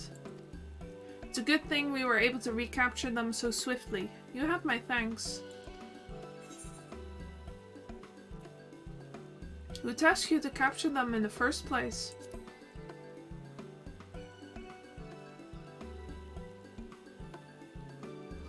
Why, the authority in charge of Labyrinthos, now and in perpetuity. The same officials who've had us working day and night of late. The honorable members of the Forum. Who else? Suitable for consumption and easy to breed. Those were the 2 conditions I was given for the stock I was instructed to procure. I don't know what the Forum has planned for these creatures, but at the very least, I doubt they'll be served for dinner today or tomorrow.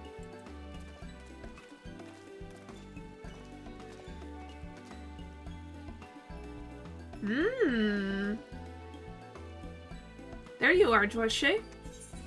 Oops. Is this the gleaner you mentioned? The one who was looking for lost marmots?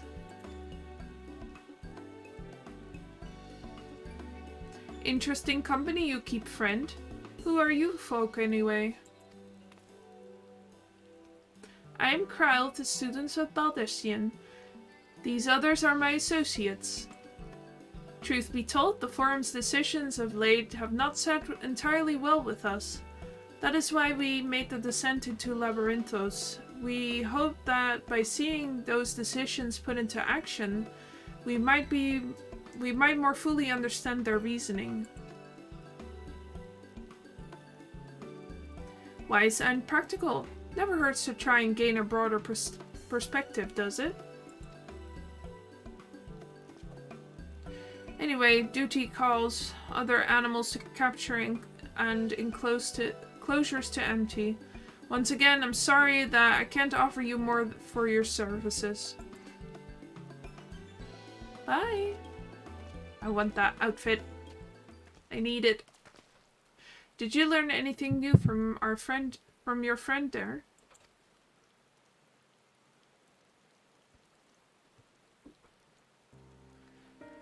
So we've confirmed that the order for this ambitious operation did indeed come directly from the Forum. However, the Gleaners have not been informed of its purpose. I'd say that fits with everything we've heard thus far.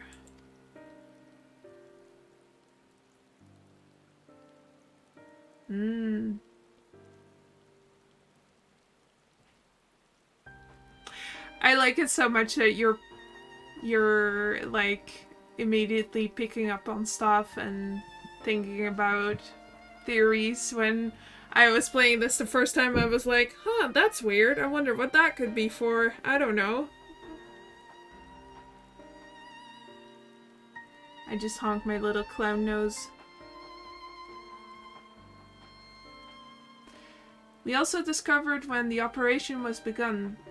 The Forum contacted the Gleaners Guild ship and put their people to this great work some 4 days after the Telophoroi made their chilling declaration. As seasoned travelers, the Gleaners keep abreast of news from every corner of the world out of necessity. Thus I am inclined to trust that their calendar of events is accurate. Yeah, fair enough.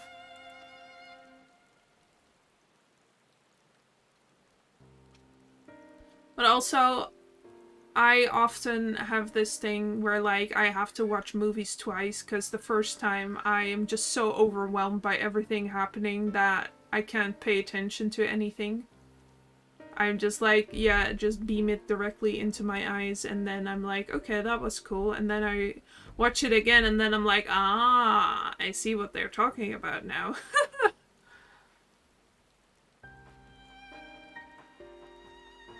It's a little bit of the same with the games.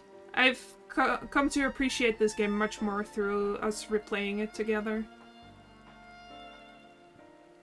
Altogether, it gives the distinct impression that this undertaking was a sudden and unexpected development. Yet I find it hard to believe that such a comprehensive restructuring of Labyrinthos and its archives could have been planned in so brief a window. Nay, this plan was long in the making. They were but awaiting the right time to put it into effect. And the Telophoroi's declaration was what set it all in motion. It seems likely, but let us not leap to conclusions just yet. For the moment, I suggest we conduct a wider investigation of Labyrinthos. The more facilities we visit, the more pieces of the puzzle we stand to find. In that case, how about we head to the Archaeon? From there we can reach the lower...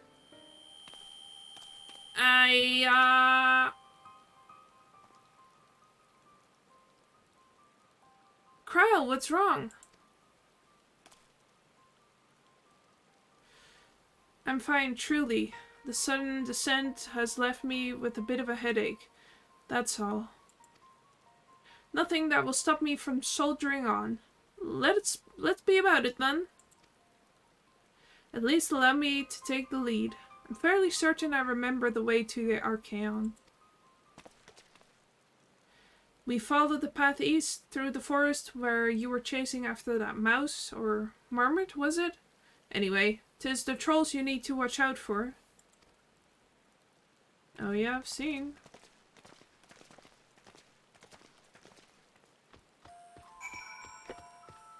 Alright.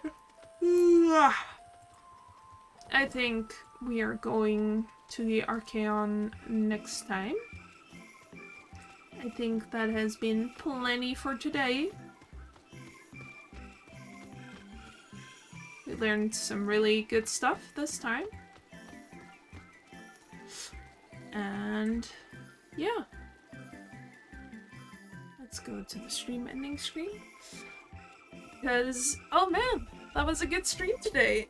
I really enjoyed that.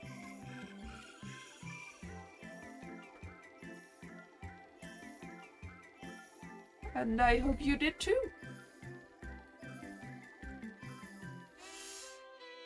Yeah, good stream. Let me see where we're at. Okay. Yeah. Ooh.